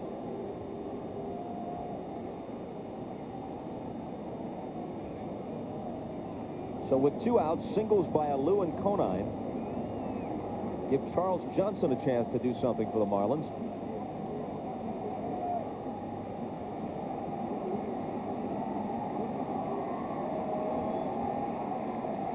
He's walked and grounded out. His 1 hit in the series was a home run. Remember earlier tonight when we talked to Jimmy Leland about Charles Johnson, he said this is the guy that really turned things around. He had a hot July and August, and that's what got the Marlins going. Plus what he does for you behind the plate. 2-0. Alvarez making that conscious effort to stay away.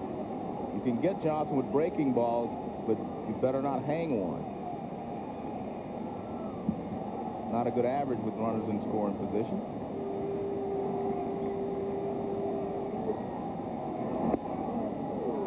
Three balls, no strikes. Devon White next. You got to let him go here, don't you? 3-0, down by a run. You might let a veteran hitter hit in this situation, Bob. I'm not so sure he will let a guy that's only been in the big leagues 2 years do it, but Jim Leland kind of lets the chips fly sometimes. Called strike, appeared to be taking all the way. Bobby Bonilla, Moises Alou, Gary Sheffield, you let those guys go, but he's only been in the big leagues a couple of years. Kind of hard to let him swing in that situation. He may swing at anything.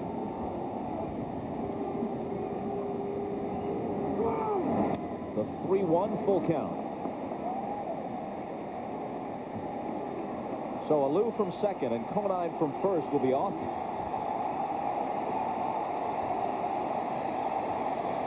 Now they're on their feet here, 62,000 plus. A candlestick puck. Alvarez working with only the slimmest of margins, leading 1-0. And Johnson out to talk with him. It's a good idea here, Bob, because this is a big pitch in this ball game. You want to make sure that you're on the same wavelength. You want to know what the scouting report said. You want to make sure that you feel comfortable trying to get the ball low and away. Or if you want to come inside, you have to make sure that this is the pitch I want to throw in this game-winning situation, because that's what it could be.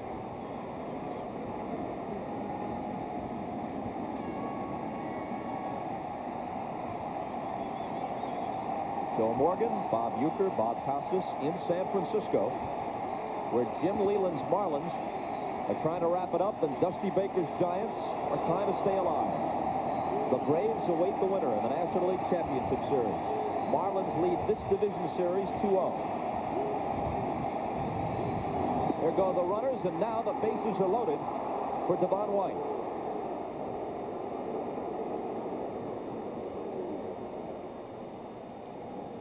This is that last pitch sequence on Charles Johnson. Fastball away again.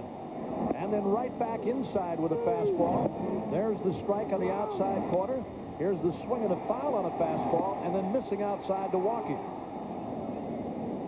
There you see what he's trying to do with Johnson.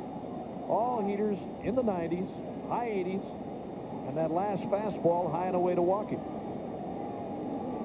Dusty Baker told us an interesting story about a visit he took to the mound with Wilson Alvarez earlier this season in a tough situation like this, a game they had to win, and he asked him, you know, how do you feel? And he said he feels okay, and Dusty said that wasn't exactly what he wanted to hear. And he looked him in the eyes again, and Wilson Alvarez says, if we're going to lose it, I want to be the one to lose it. And that's exactly what Dusty Baker wanted to hear, so he left him in the ball game, and he must have told him what he wanted to hear this time. Yeah, he thought about taking him out of that game, Joe. He was walking out there because he didn't look like he had it. But his last question, how do you feel? When he said, I want to stay in here, I want to lose it. If we're going to lose it, I'm going to lose it, like you said. That's when Baker said, go get him.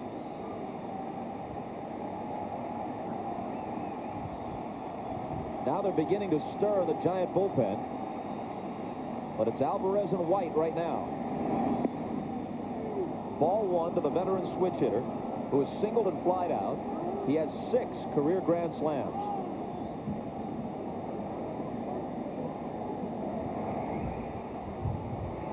The former Indian Julian Tavares gets up. Went to the World Series with them in '95. In there, 1-1.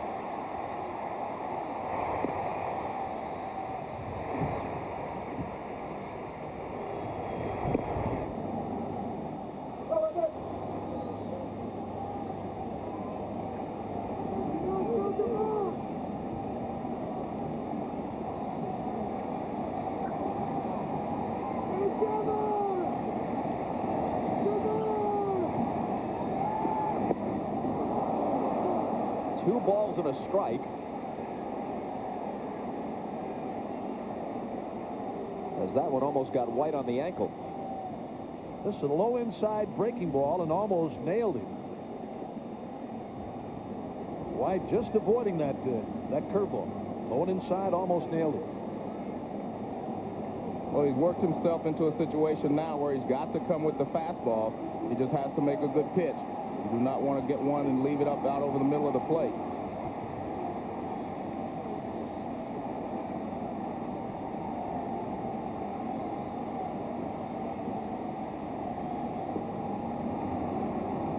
On 2-1. In the air to left. Bonds goes back. Bonds to the track. This ball is a grand slam home run.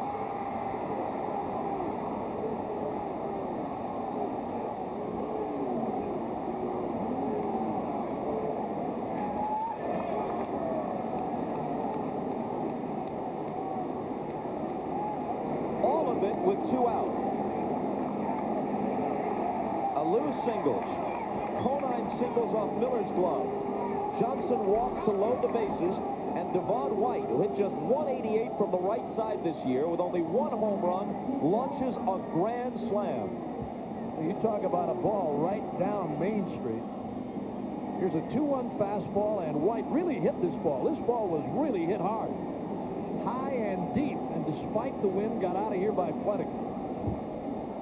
Well, he got himself into a fastball situation by trying to throw a 1-1 slider. And everybody in the ballpark knew a fastball was coming.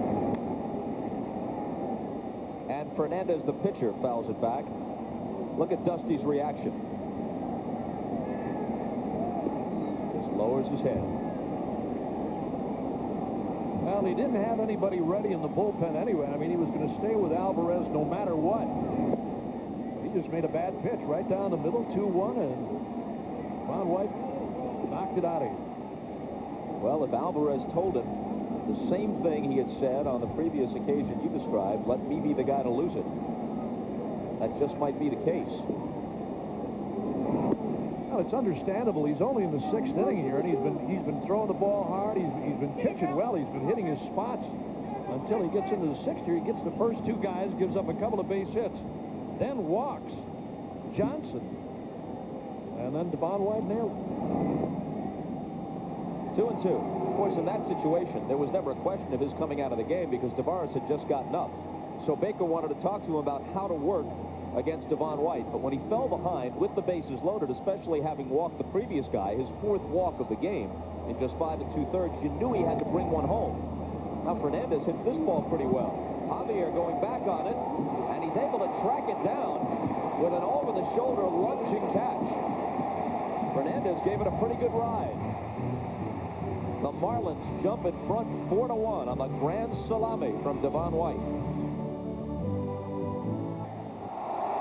Well, this play seemed like it was routine, but the ball kept going away from Javier, and he ends up making an over-the-shoulder catch. But this ball was hit pretty hard, and he was playing very shallow. He had to go a long way for it, and with that last lunge, he was able to come up with it. And you get a chance to look at Wilson Alvarez as he was in the dugout. He was throwing the ball well, and he made a couple of mistakes, actually, I thought, by walking Johnson, I'm sorry. That's what loaded the bases, and then on a 2-1 pitch, Devon White made him pay. In the bottom of the 6th, Miller, Bonds, and Kent.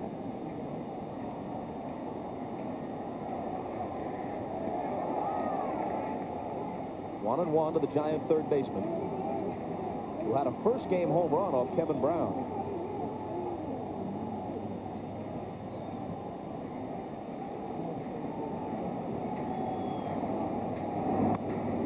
Line to right center. That'll get down for a hit. Huge turn by Miller. Then he retreats to first. There's another high fastball off of Fernandez. Bill Miller jumped all over it.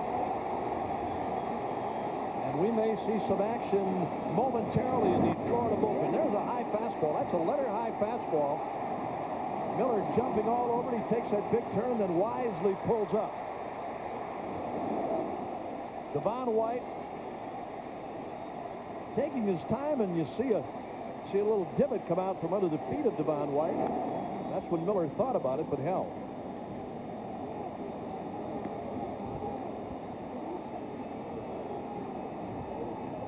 Bonds has popped out and grounded out. 3-time National League Most Valuable Player when with the Pirates. No one in either league has ever won 4.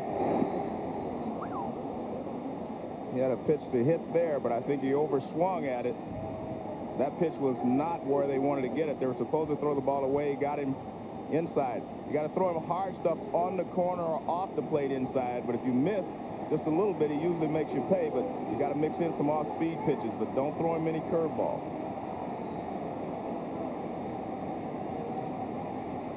Fernandez ahead of him 0-2. Didn't miss by much.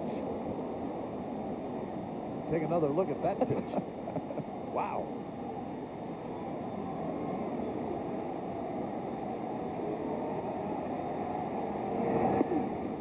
Two and two.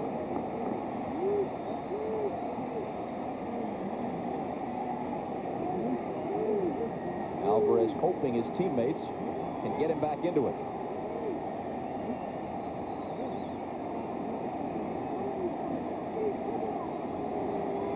The Giants have now surrendered leads in all 3 games of this series. Full count. Now this is how Alvarez got himself into trouble. Pitching from behind, and now Fernandez after the leadoff single by Miller. 3-2 on Bonds. This crowd again getting to their feet here.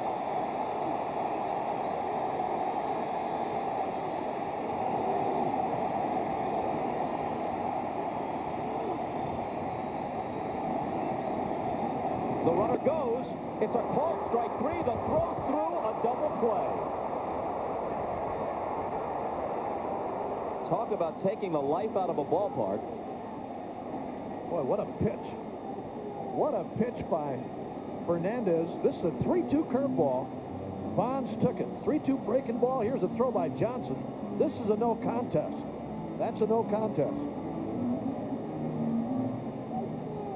There's Miller's break, takes a token look, and the throw in plenty of time. Renteria waiting for him, and they nail it. Big double play. Boy, this Charles Johnson, boy, I'm telling you, he's Bob. something. Gosh, he can throw. He took that pitch, he caught it perfectly, and then came out firing. Joe, do you think Bonds was surprised by the 3-2 breaking ball? Looked like it, didn't it? Well, I hope he was surprised because, wow. I mean, he took it. It was a good pitch. There's no doubt about the pitch. It was definitely a strike. Just the third strikeout, but it was huge on Barry Bonds.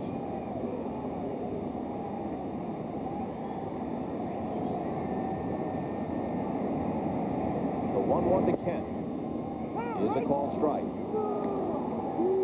So Fernandez has struck out only 3. But in contrast to his former teammate Alvarez, who has walked 4, he hasn't issued a free pass yet.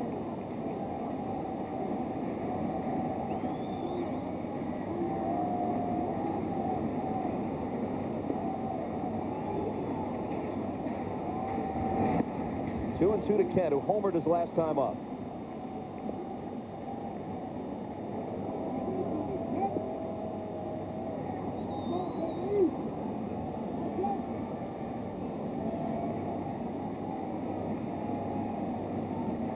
With those numbers, I mean, that's big game pitching right there for Alex Fernandez. They paid a lot of money to get him. 0-2 against the Giants during the regular season. But working on a good one here. Leland did something interesting with his rotation for this series. Fernandez is his second-best pitcher after Kevin Brown. But he pitched Al Leiter in Game 2 and Fernandez in the third game. Well, the reason for that is Al Leiter was 5-7 on the road and 6-2 at home. So he wanted Leiter to pitch there. And Alex Fernandez, even though he's from Florida, he likes to pitch in cold weather, so that doesn't bother him. And it's proven that Leland correct in both cases. Full count.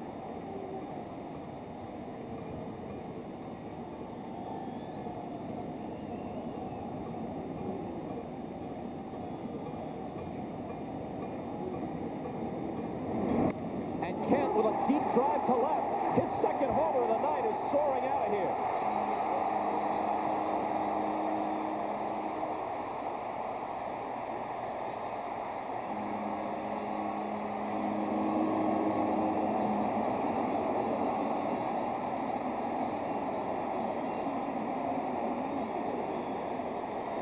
Well, like another Kent, he's turned into Superman tonight. Well, he gets another high fastball. He does not want to walk him. That's Fernandez. He doesn't want to walk him. Throws him a high fastball, and Kent drills it over the left field wall. He hit one over the center field wall on the pitch a little bit farther away from him. You see how he turns on this one, and immediately he knows that it's a home run. And that shows how big a play that was with Barry Bonds. Not that he would have hit the home run, but it would have still been a lot of different situations. You know, he still made the right pitch, Joe. With Snow coming up there next, you got to throw a fastball. I mean, he's run the count 3-2. If he does hit a home run, it's 1 run. If you put him on and you got Snow coming up there, it's a whole different story. Quickly 0-2 to J.T. Snow. A lot of people will tell you, despite the presence of Barry Bonds, that this year at least, Jeff Kent has been the Giants' MVP. I don't think there's any doubt that Jeff Kent has been the most valuable player on this ball club. He's been the guy that has done it the entire year. Led the team in RBI. How big is that strikeout and throw by Charles Johnson now? Wow. Jeff Kent is 3 for 3, a single and a pair of solo home runs. But Devon White's shot came with the bases loaded. 4-2 Florida in the 6th. 2 balls and 2 strikes to Snow. Glenn Allen Hill on deck. There's the Marlins bullpen. Jay Powell and Dennis Cook did a great job the other day. Dennis Cook really did a heck of a job in that series in Florida. This ball is hit softly to the left side, and the little liner is clutched by Bobby Bonilla. The Giants get one back on another homer from Kent. 4-2 after 6 by the Bay. It was 4-1 was the final at the Astrodome. John Smoltz all the way on a 3-hitter. He's now 10-2 in his career in the postseason. If Florida wins this series, they'll begin the LCS at Atlanta. If the Giants win it, they'll be home at the start against the Braves. The 24-year-old native of the Dominican Republic, Julian Tavares, the former Indian, comes on. Acquired along with Vizcaíno and Kent, plus $1 million in the Matt Williams deal. Craig Counsell, the new second baseman for the Marlins, replaces Kurt Abbott in the field and in the batting order.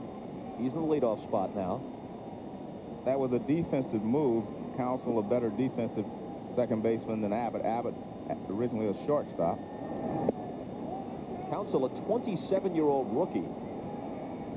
Various injuries limited his time in the minor leagues the last couple of years.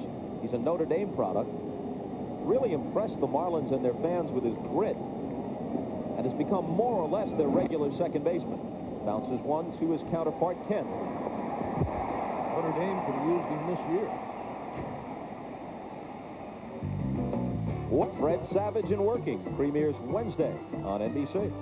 I'm talking with Jim Leland before the game about Craig Counsell. What kind of player is he? He said he's a blue-collar player. He's a player. That's all he is. He's a player. Goes out there and does the right things. Renteria, first pitch swinging, sends Glenn Allen Hill back, not quite to the track for the catch. And Renteria is now wearing an 0 for 4 color.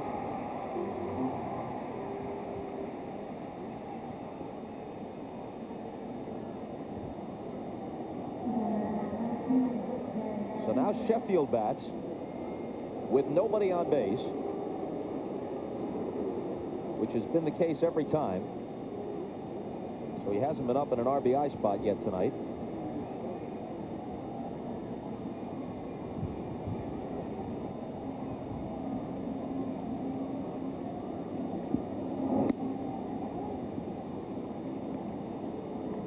Marlins leading at 4-2 as they bat on the top of the 7th.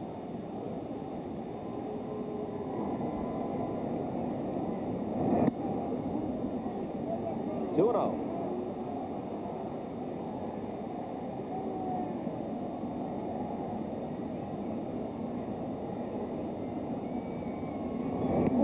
Almost got him.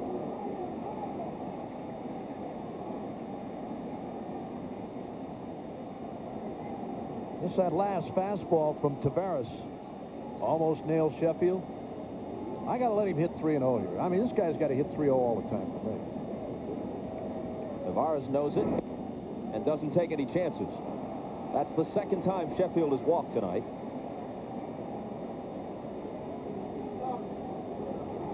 And contrary to what a lot of people may believe, a walk doesn't hurt your average, but it hurts you in the long run because you can't get any rhythm in a ball game. He walked the first time up, then he made a couple outs, and now he walks again. That keeps you from getting any rhythm as a hitter. Bobby Bonilla now turns around to the left side.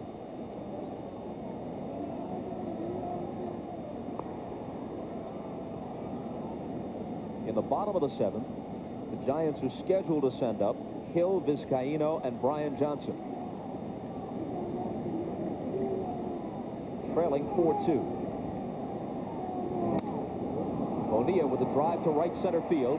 Stan Javier's over there for the catch. No runs, no hits, so walk, a man left. Stretch time in San Francisco. They're 2 down. Gorgeous shot from the Goodyear Blimp Eagle, traveling over 100,000 miles every year, covering major sporting events.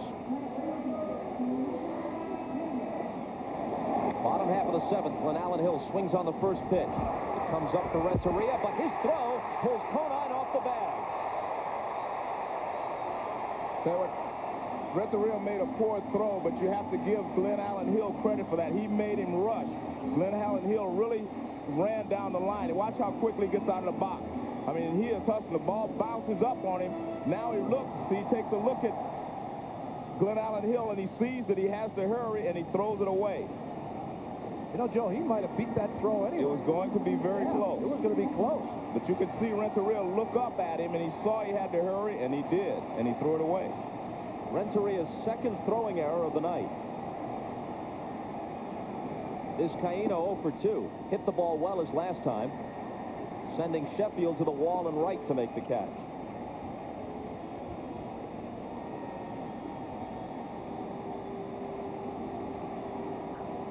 Each team has 6 hits, but one of the 6 for Florida, a Devon White grand slam. This ball might drop, and it does. On an error and a bloop, the Giants have the tying runs aboard in the last of the 7th. Well, the Marlins bullpen has been busy over the last half an inning. Right-hander, left-hander, Powell and Cook. And here's that last little flare. Hit by Vizcaíno to short left. One more time, little low outside sinker. And Vizcaíno drops it in left.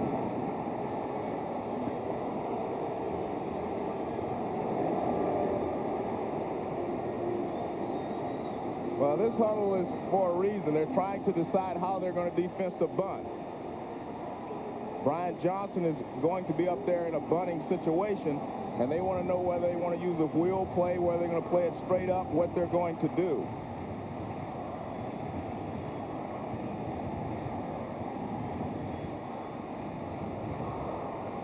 Dusty Baker, 4 LCSs with the Dodgers, 3 World Series. This is his first postseason as a manager.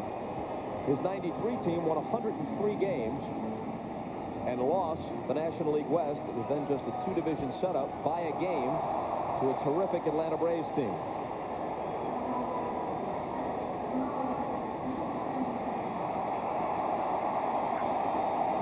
If you're the Florida Marlins, you have to play this straight up. I don't believe you can go to a wheel play and take a chance on letting the Giants have a big inning. If they give you an out, you go ahead and take it.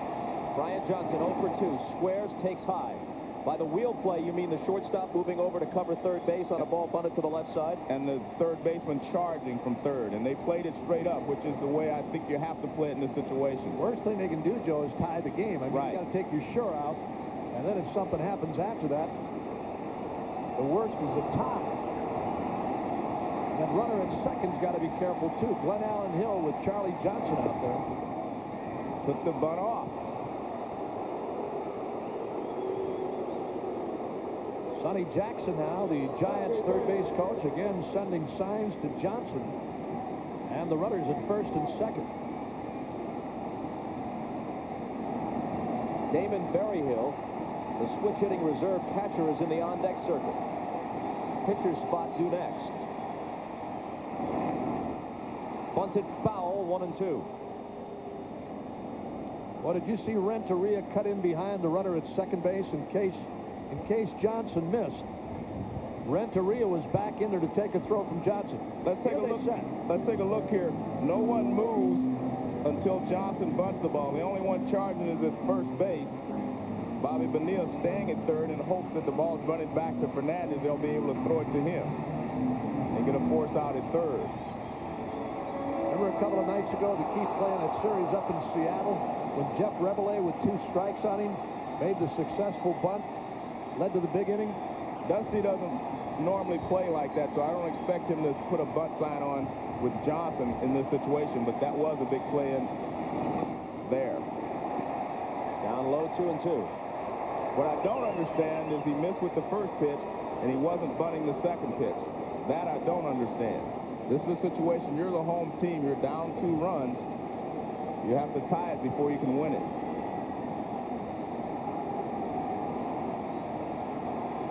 The Marlins will win away from the NLCS. Giants making him sweat for it, but Johnson goes down on strikes.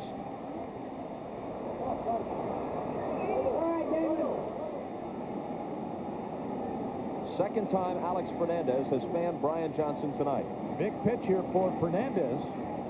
There it is, a good fastball. And Johnson with a swing and a miss.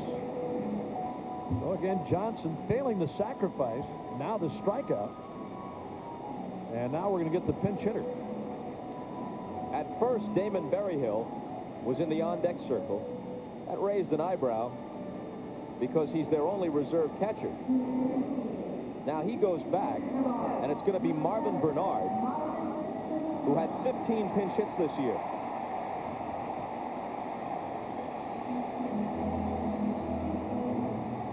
He's been tremendous off the bench for Dusty Baker. Alex Fernandez, the Miami native who came home, signing as a free agent with the Marlins. And Leland letting him gut it out here in the 7th.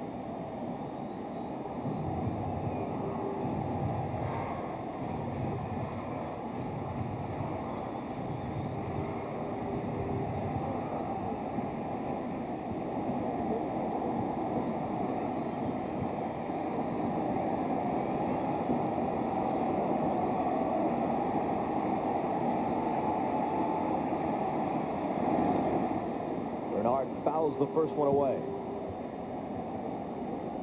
The inning began with Glenn Allen Hill reaching on Renteria's throwing error. Vizcaíno then sent a soft liner into left for a base hit. Johnson failed to sacrifice, then struck out. 1 out, 2 on, 4-2 Marlins, bottom of the 7th. And the 0-1 pitch got the outside corner.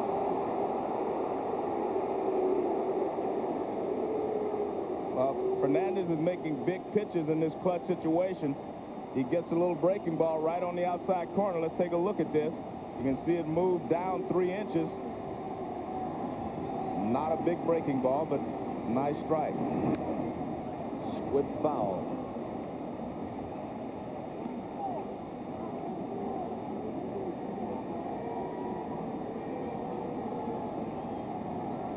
To see Fernandez right here come really inside, Joe. He's gone away, and Bernard just laced one foul on a pitch around the outside corner to come in tight on him, to get him to try and chase him there or just back him off. Well, he did go inside. Not far enough for me.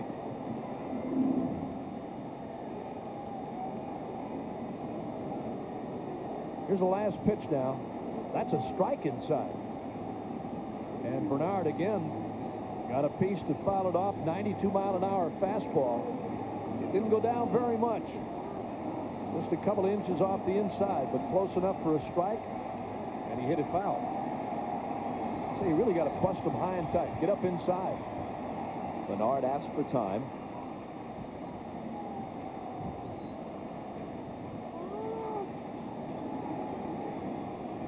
Hill at second. Vizcaíno at first. And another 0-2 pitch. Got him swinging. Well, Fernandez is reaching back, getting everything that he has left, and he's been successful after the first 2 runners reach. He struck out Johnson. Now he comes back inside. He fouls it. Fastball away. Fouled again. And this is the pitch right here. Good fastball down and in. Not a lot that he could do with it. Perfect pitch down and in after all the fastballs out over the plate. So Fernandez records his 4th and 5th strikeouts of the night, back-to-back, on Johnson and the pinch hitter Bernard. As you can see, the pitch count is mounting in the 7th. At shortstop Renteria. He started the inning with an error, but he ends it by recording the force out at second base. And the Giants had something going, but Fernandez shuts them down. 4-2 after 7. The last pitch in the Giants' 7th. Sharply hit ground ball by Javier. Renteria starts the fielder's choice force at second. And there's the Giants dugout and Dusty Baker. Watch his reaction. Yep. Not this time. A lot of people think that guy, Dusty Baker, should be the National League Manager of the Year. His team finished last each of the last 2 years, then won the division this time around. Well, I don't. If I had a vote, he would get my vote simply because they brought so many new people in here, and he had to mold them all into a team. There are a lot of great jobs done in the National League this year, though. Last year, the Giants were 68 and 94, and this year 90 and 72. Of course, the whole divisional setup has changed since 1993. There are more divisions to win, and some of them have only 4 teams in them. Moises Alou lifts one to shallow center field. Drifting over a bit is Stan Javier to make the catch. So some of these comparisons, both for regular season performances and the postseason, have to be placed in context. Start talking about postseason records. You've got additional at-bats, additional turns to pitch. Winning a division or getting into postseason doesn't imply the same kind of accomplishment that it used to, at least not necessarily. Roberto Hernandez, who was on the mound in the 9th inning of each of the 2 losses for the Giants in Florida, comes on now in the 8th to try and keep his team close. Conine wraps one through the hole for a 1-out single, his 2nd straight hit.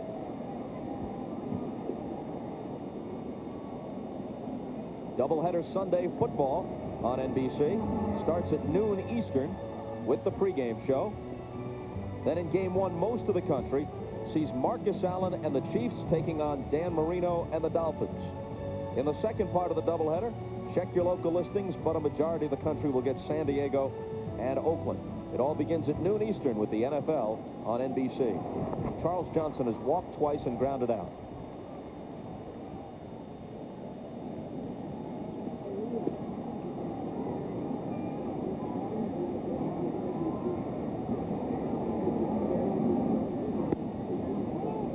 High, ball 1. Well, the Giants are trailing here, and they use Roberto Hernandez in the 8th. It would have been interesting to see if the Giants took a slim lead to the 9th inning, whether Dusty would have gone to Hernandez again or called on Rod Beck. More than likely he would have gone to Beck, because he has maintained all along that Beck was still his closer, even though Hernandez did close some games for them. He said Beck was his closer, and Beck has not pitched, much in this series. So I think he was going to be the guy if, in that situation, if it does occur. Obviously he would be the guy now, because Hernandez is on here in the 8th. But I want to go back to what we talked about in the 6th inning, how big a pitch that was coming to Charles Johnson when he ended up walking him. They talked about it and decided what they wanted to do, but they ended up walking him. Because when you pitch with the bases loaded, you just cut down your margins for error. This ball is sizzled by the lunging Miller and into the corner. Conine is on his way to third. It doesn't take a friendly bounce for Bonds. Now it gets away from him. Conine's going to be able to score. Had Bonds been able to field it cleanly, Conine doesn't run well enough for you to suspect that he'd score. It could have been 2nd and 3rd. Let's see on the replay. With the naked eye, it was hard to see what that ball did in the corner. And again, the pitch inside on Johnson.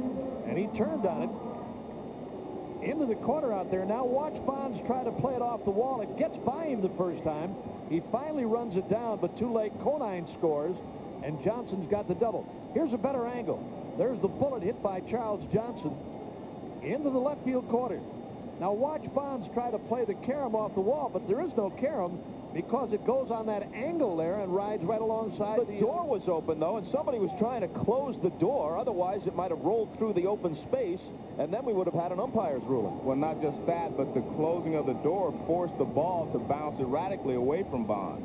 He was expecting it to roll around. That's why he was going in the corner to get it, and someone closed the door, and it, changed the direction of the ball, changed the flight. You saw Barry looking back in disgust. Well, if that's a Giants fan out there, you got to open the door and get the ground rule double, and the runner holds at third. See the ball? There it is. There you see the ball caroming off the padding area out there, the padded area. The door was closed, but Bonds, as you said. Well, now it's 5-2. Go ahead, Bob. I'm not so sure that it hit. I don't think What would have been the door. It hit the other part of the padding. It doesn't quite get the door, but perhaps it was disconcerting for Bonds. Maybe he caught that out of the corner of his eye and it distracted him, perhaps.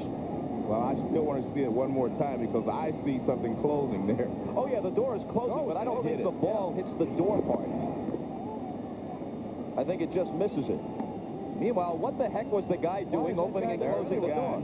There's the guy right there, and he closed it like he's closing it now. He ought to close it and stay behind it. And perhaps don a disguise next time he pops out. We see that guy at a game in Miami. I'm suspicious. Well, it makes a big difference because if they hold runners at 2nd and 3rd, they can go ahead and walk Devon White. Now, I believe it hits the door It's closing right there. See, it caroms away from it. It hits it and changes the direction. Yeah, it glanced off the door. Barry was going to get it. But like I said, it changes because if they were running to second and third, they could walk Devon White and force them to do something with Alex Fernandez. Meanwhile, the Marlins are about to close the door on the Giants, leading 5-2, tacking on an insurance run here in the 8th. And again against Roberto Hernandez.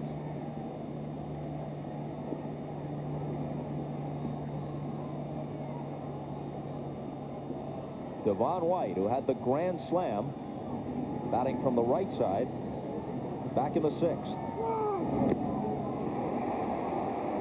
Foul tip into the glove of Brian Johnson, and he goes down on strikes.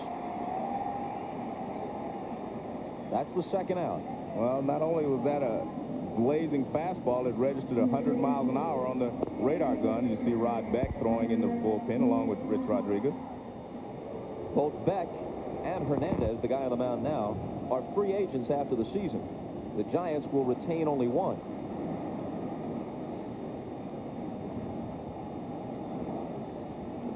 Jim Eisenreich's going to pinch hit. The 38-year-old veteran, still a dangerous hitter. So we've seen the last of Alex Fernandez. Eisenreich went to the World Series in '93 with the Phils. Began his career with Minnesota.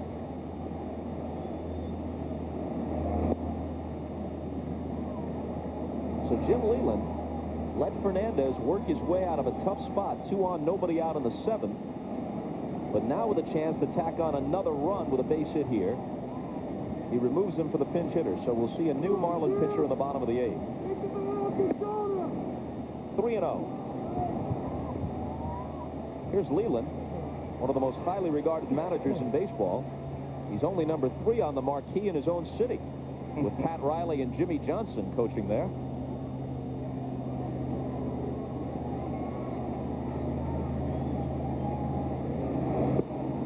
All strike, 3-1. Maybe not for long. So that may change, huh? That could change, sure. That is Cook. What a job he did the other day.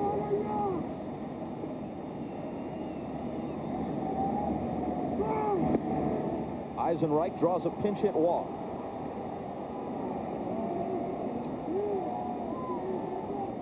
That'll bring up the second baseman, Craig Counsell. And it'll bring Dusty Baker to the mound.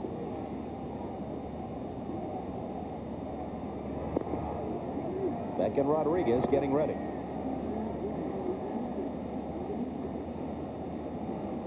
And he wants the left-hander, Rich Rodriguez.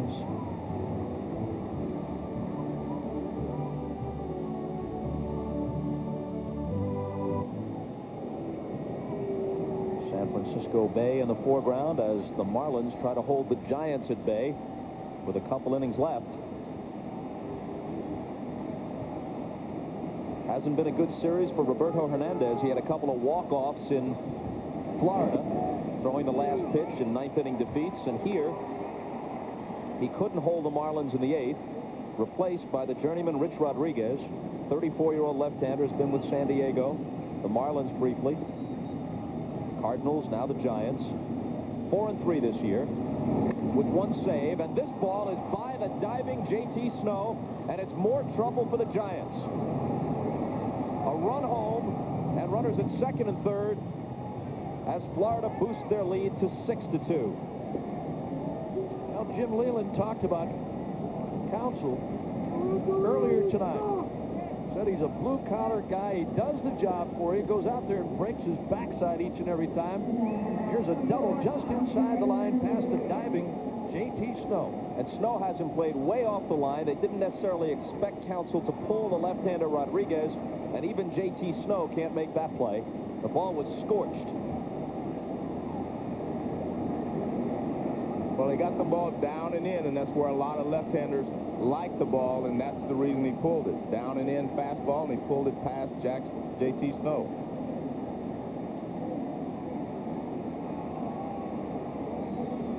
So Rodriguez was brought on to face one left-handed hitter who promptly doubled against him. Exit Rodriguez, enter Beck. Rod Beck, second in the National League with 37 saves behind Cincinnati's Jeff Shaw, who had 42. Makes his first appearance of this series facing Edgar Renteria. Things are already pretty close to out of hand. If Renteria delivers a hit here, it'll be all but over. Craig Counsell's double off Rodriguez made it 6-2. Second and third, 2 out. Renteria slaps one to left, hit it hard, but right at Barry Bonds. They score 2, they leave 2. Only 2 more turns at bat left for the Giants, down by 4. RBI doubles in the top half of the inning from Charles Johnson and Craig Counsell. Up the Marlin lead to 6-2.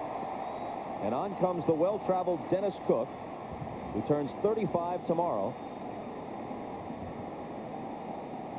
With the Giants sending Bill Miller, Barry Bonds, and Jeff Kent to the plate in the bottom of the 8th. Even throws pretty good when he's not on the mound. Throwing that little rocket football up into the stands. Miller, the switch hitter. A pair of singles in 3 previous at-bats. Turns around to the right side. The Giants down by 4 with 6 outs left in their season unless they rally.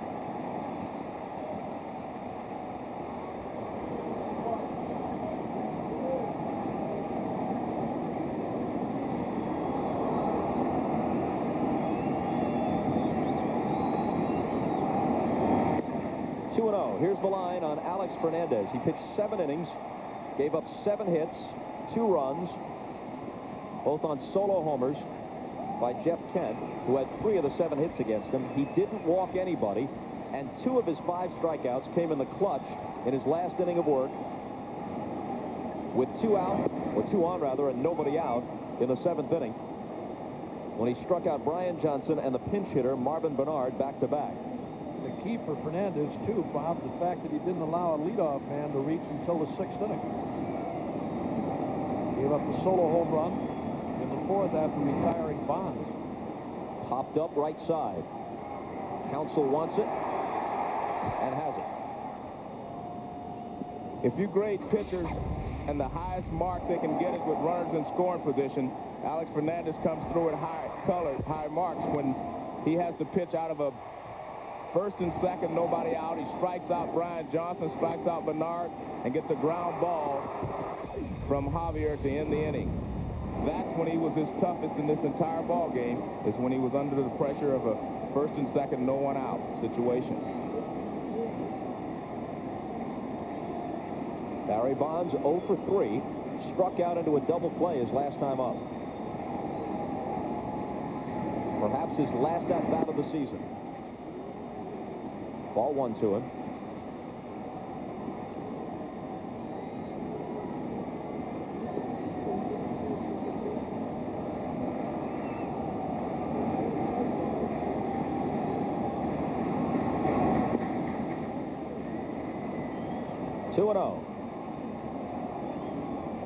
Dennis Cook, have left arm, will travel. Started with the Giants in the late 80s, then the Phillies, the Dodgers, the Indians, the White Sox, the Rangers, and finally the Marlins. 1-2 this year. Not a closer, doesn't have any saves, 3.90 ERA. With the shift on, it's the shortstop on the first base side of the bag, Renteria, who throws Bonds out.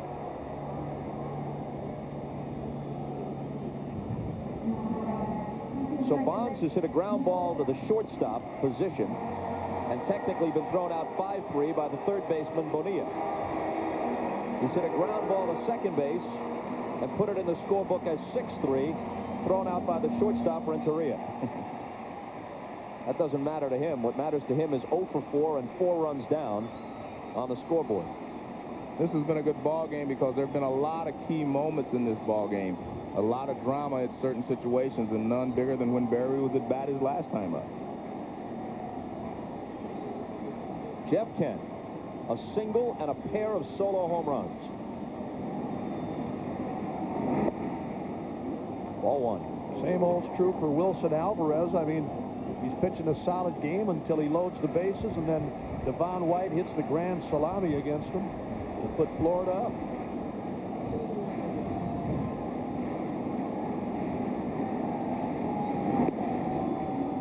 In there for a strike, 1-1. You know, I don't understand how this guy has so much traveled. I really don't. He's always been a fairly decent thrower. I mean, a guy with good velocity, throws in the high 80s to low 90s sometimes, but he's really done a lot of traveling. I mean, he's around because he's a left-hander and is going to be around. Left-handers that can throw strikes are a premium. I mean, everyone looks for it. I never understood why this guy moved around so much. Kind of guy who could still be pitching in the big leagues 5 years from now when he's 40. In the air to right. They'll retire Kent for the first time tonight. Sheffield puts it away. They go in order in the 8th. On to the 9th. On to the top half of the 9th in San Francisco. The Marlins leading it 6-2. And on the verge of a showdown with the Atlanta Braves in the National League Championship Series. Gary Sheffield is the hitter against Rod Beck. Sheffield is 0 for 2. He's popped out twice and walked twice.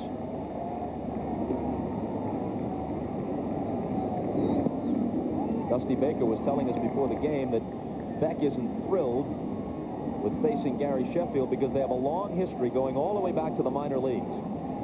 And sometimes, he says, it comes down to the head rather than the arm and the bat. He says sometimes if you get off on the right or wrong foot against a guy, it doesn't matter how well you're going or how poorly he's going, that pattern will hold.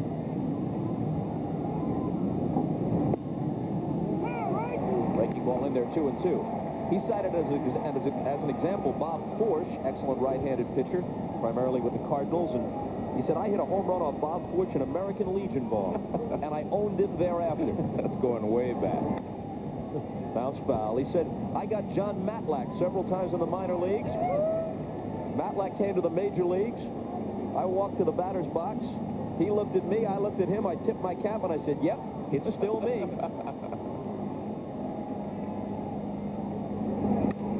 Well, still Sheffield. It's still Sheffield.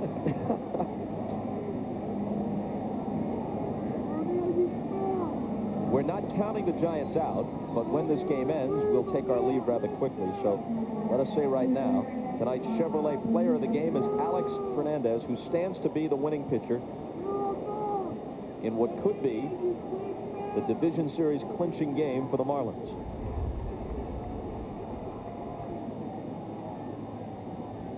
Sheffield taken out, and they'll send in a pinch runner here. It's John Wayner, reserve outfielder, who no doubt will take Sheffield's place in the outfield.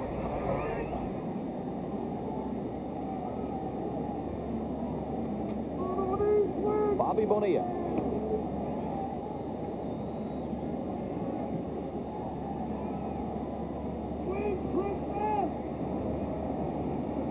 For 4 tonight.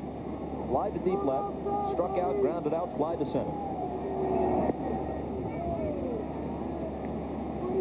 You know, when they were talking earlier about Rod Beck and having lost a lot of his velocity, it's very evident here. I mean, he hadn't thrown a good fastball tonight. Hadn't pitched all that much in the last 5 or 6 games either.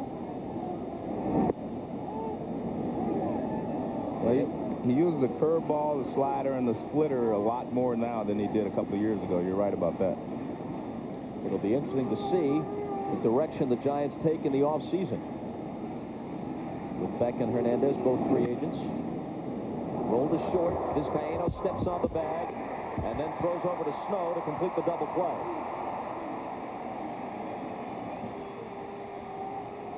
So Bonilla is now 0 for 5. This date has been a great one in Giant history. October 3rd. October 3rd, 51, Bobby Thompson shot heard round the world. October 3rd, 62, first Giant pennant in San Francisco. Had to win a 2-out-of-3 playoff with the Dodgers and come from 4-2 down in the 9th inning to do it. 1982, Joe, your home run of Terry Forster eliminated the Dodgers in their chase with the Atlanta Braves in the National League West. It didn't win anything for the Giants, but the next best thing for Giant fans, anything that sticks a dagger into the hearts of the Dodgers and their fans. But October 3rd, 1997 does not loom as a happy date for the Giants, barring a miracle in the last half of the ninth. Moises Alou swings and misses. 0-2 to him.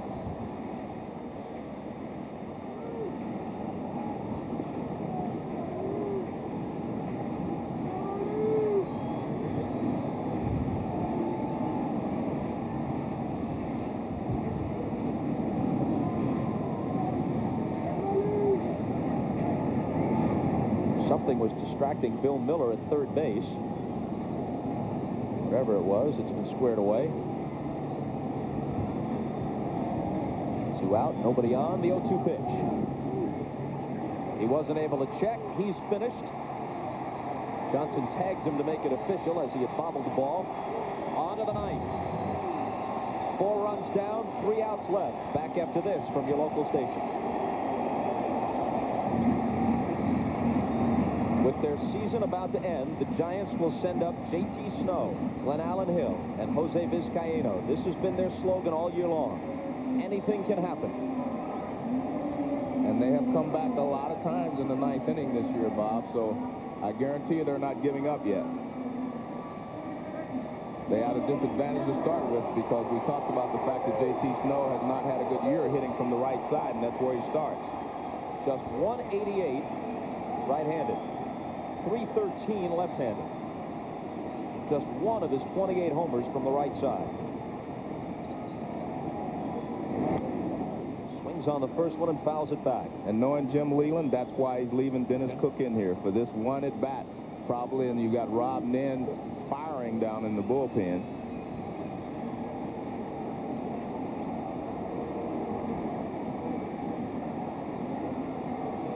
Right-handed hitter Glenn Allen Hill next, then the switch hitter Vizcaíno to follow.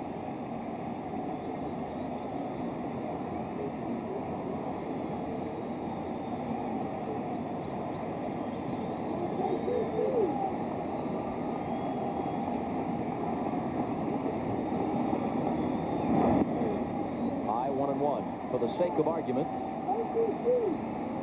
You gonna argue with Bob? Well, actually, there's no one to argue with about this. This is just more an observation or a Well, you can tidbit. turn it into an argument. Well, if you'd like me to, I'd be happy to oblige. Here's the 1-1, 2-1. Kevin Brown was 1-0 this year against the Braves, and Alex Fernandez was 2-0 as Florida took 8 of 12 from Atlanta. And Possibility of 2 head-to-head matchups between Kevin Brown and Greg Maddux in that series. correct? But if it goes that way, there will be a lot of nice matchups in that series. As I'm sure it will be Alex Fernandez matched up against Glavine. But the edge still goes to the Braves because they have Smoltz left and, of course, Denny Nagel. How'd you like to be deep enough? I'm sorry? How has it been since he's pitched? Nagel, well, he would have pitched game 4, but the Braves swept the Astros. So how'd you like to be deep enough to have this problem? You got a 20-game winner, would have been a Cy Young candidate in most seasons, and he can't work his way into the rotation. After you sweep, he will have gone 10, 11 days before pitching again.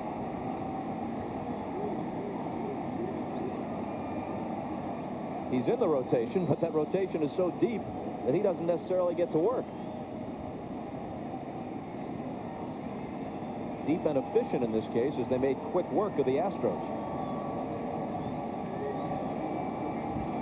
The 2-2 pitch. Full count to J.T. Snow.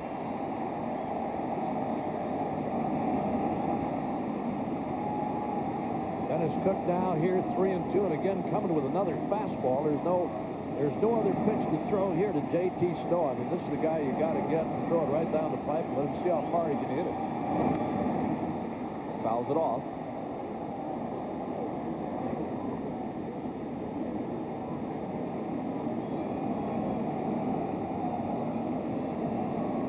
Just about everybody's standing.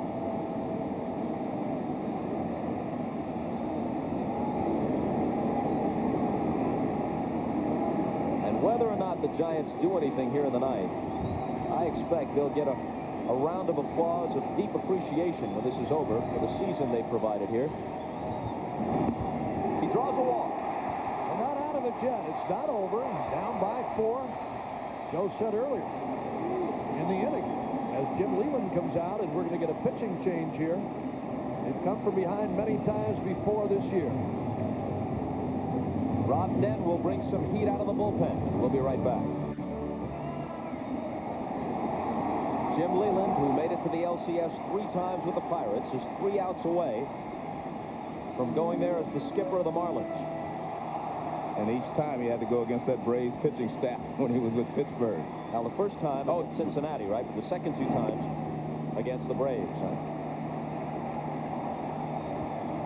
Rob Nen comes in.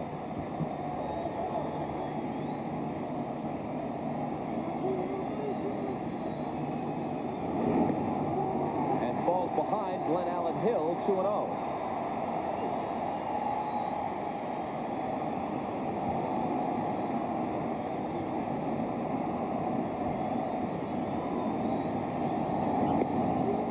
In there 2-1 with Hill taking all the way, trying to wait Nen out. Should be an automatic take sign in that situation. You can't hit a 4-run homer with 1 man on. You got to try to get some base runners. And that one misses. 3-1. And this truthfully should be another automatic take sign because, again, you have to try to get base runners.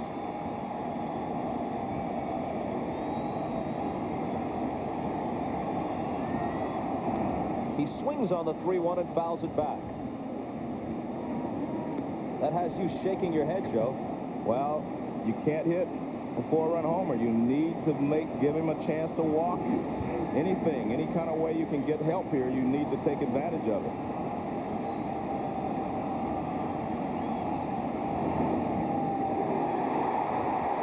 And a second consecutive walk as the Nen fastball is up and in. Nothing else doing in the Florida bullpen.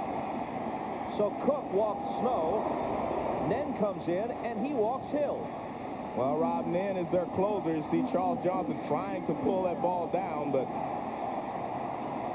Rutherford would have nothing to do with that. Nen had 35 saves this year.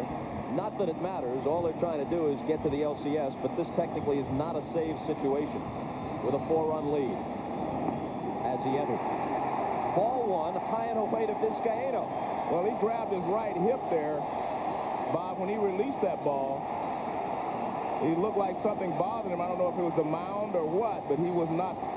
His follow-through was unorthodox there, a little off balance. Giants down 4. They need 1 more on here to get the tying run. Take a look at that last pitch and watch how he loses balance. Oh, he tapped his foot a little too quickly. His left foot did not slide into the delivery. He kind of tapped it and had to pick it up again. Yeah, didn't clear the dirt. Dug in. Leland outwardly placid. Inside he's churning. Set his pitching coach Larry Rothschild out there. Activity now in the Marlins bullpen, and in a hurry. In a big hurry. That's a strike.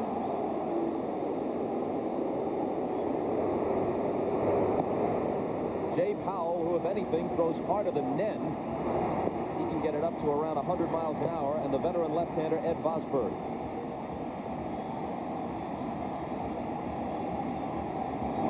One pitch. Ground ball right side. Conine goes for the lead runner and gets him to Renteria. Smart play by Renteria not to try to make something happen at first base. Just get 1. That's all you want. You want to try to, you'll trade bases for outs here. All you want is 3 outs. Good job here by Conine to make sure he gives him an accurate throw. And Glenn Allen Hill didn't slide. So now runners at first and third. They need to put 1 more man aboard to bring the tying run to the plate.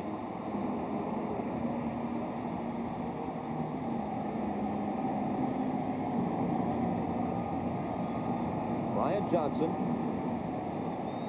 who's 0 for 3 with a pair of strikeouts. All strike 1.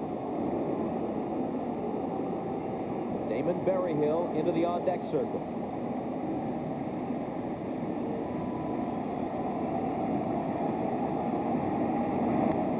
Fastball ball, foul back, 0-2.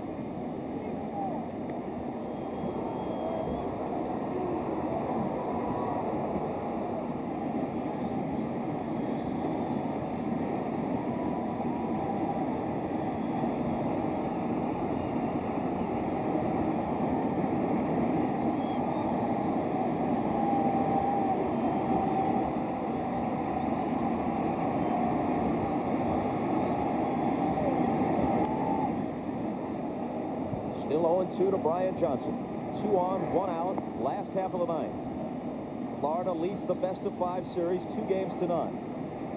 And leading 6-2 here.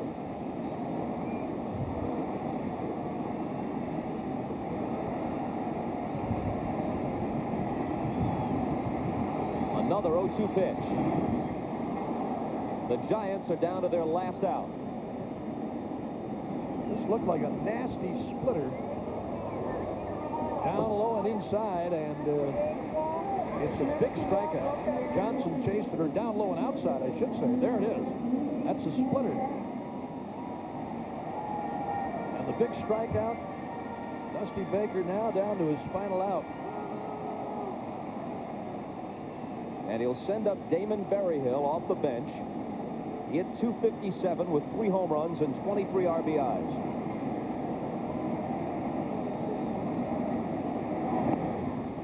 He has postseason experience with Atlanta.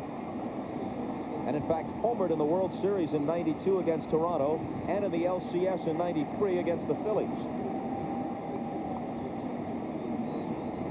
But a homer leaves them 1 short here.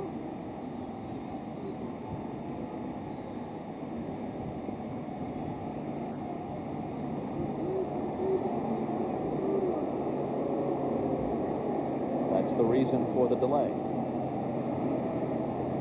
Write your own caption.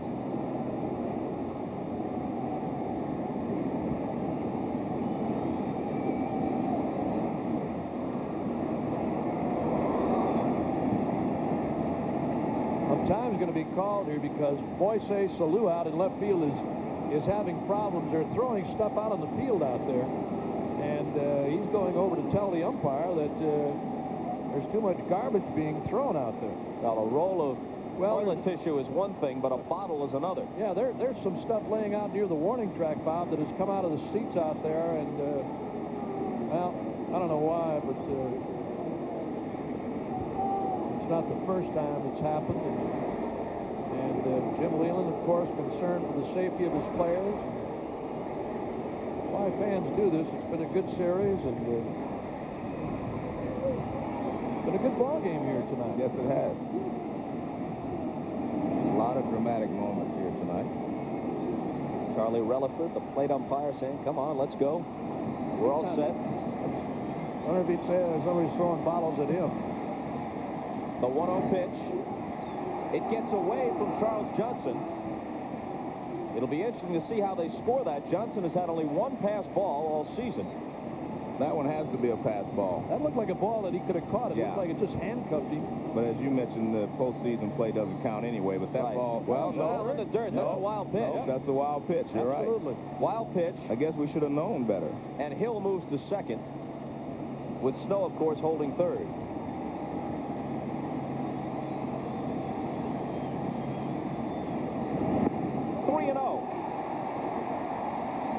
Stan Javier is on deck.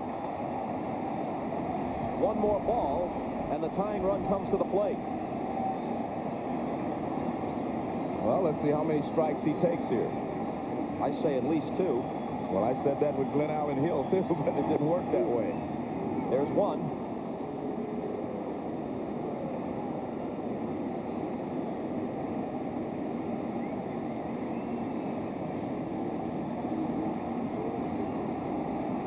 The Giants are giving it a go here in the 9th without the aid of a base hit. Couple of walks.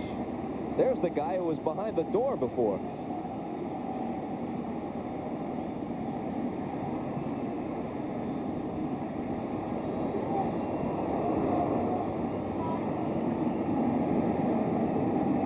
Making himself a bit more useful this time. At least as far as the Giants are concerned.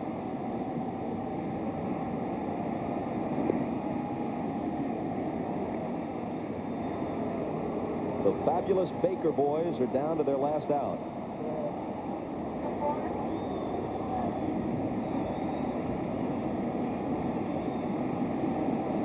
It's about the 34th time that Leland has gone to the glasses to wipe him off to make sure he's seeing what he's seeing here. And every time he puts them back on, it still looks the same. He needs one more out. The 3-1 pitch. Swings on it, and this could do it. Counsell throws him out. The Marlins sweep, and the Braves are next.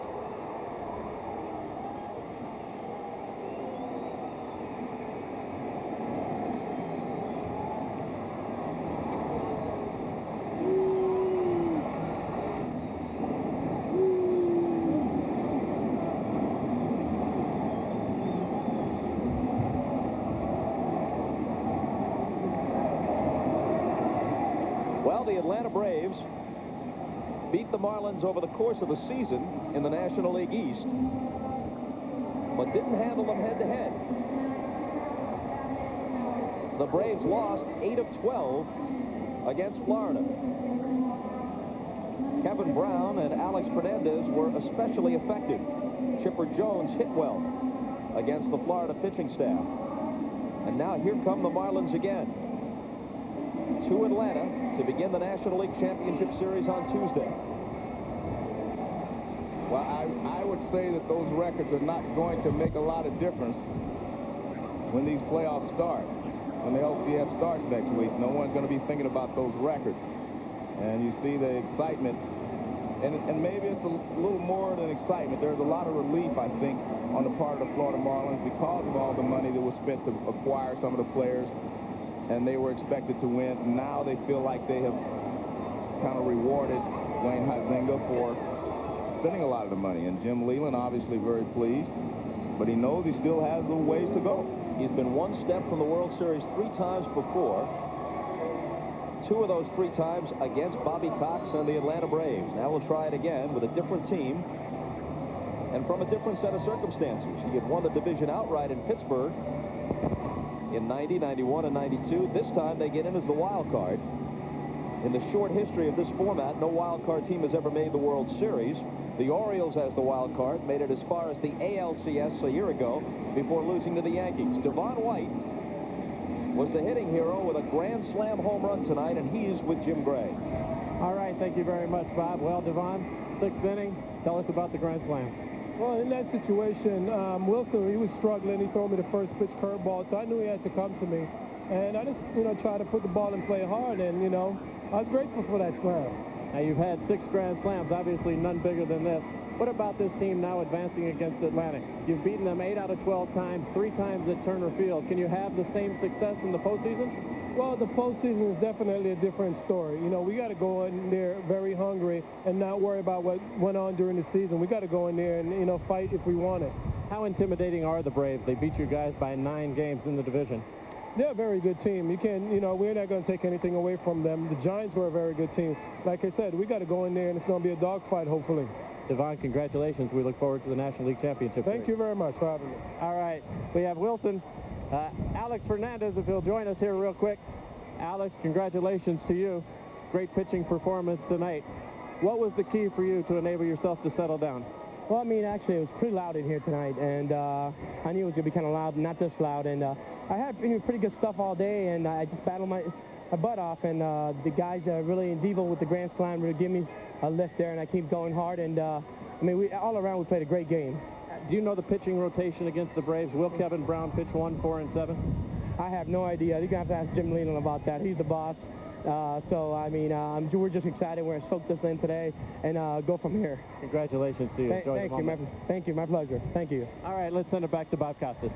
Jim, thanks very much. The Braves and the Marlins had the 2 best records in the National League overall. They sweep their respective division series. The Braves over the Astros and the Marlins now over the Giants. The first 2 in Florida were very close. In this one, the Giants jumped in front on a Jeff Kent home run, and Kent would later hit another one. He had 2 solo shots tonight, but the grand slam by Devon White off Wilson Alvarez turned the thing around, and Rob Nen was on the mound to finish it. And now it's on to Atlanta. NBC's coverage of the playoffs continues tomorrow night at 7:30 Eastern. 4:30 Pacific. And there's a nice moment. Baker and Leland embracing. Tomorrow night, we've got the Yankees and the Indians in Game 3 of their division series from Jacobs Field. Coming up after your late local news, The Tonight Show with Jay Leno, except on the West Coast. David Duchovny and Julianne Moore are the guests. For Jim Gray, Joe Morgan, and Bob Uecker, I'm Bob Costas. This has been a presentation of NBC Sports, home of the 1997 World Series.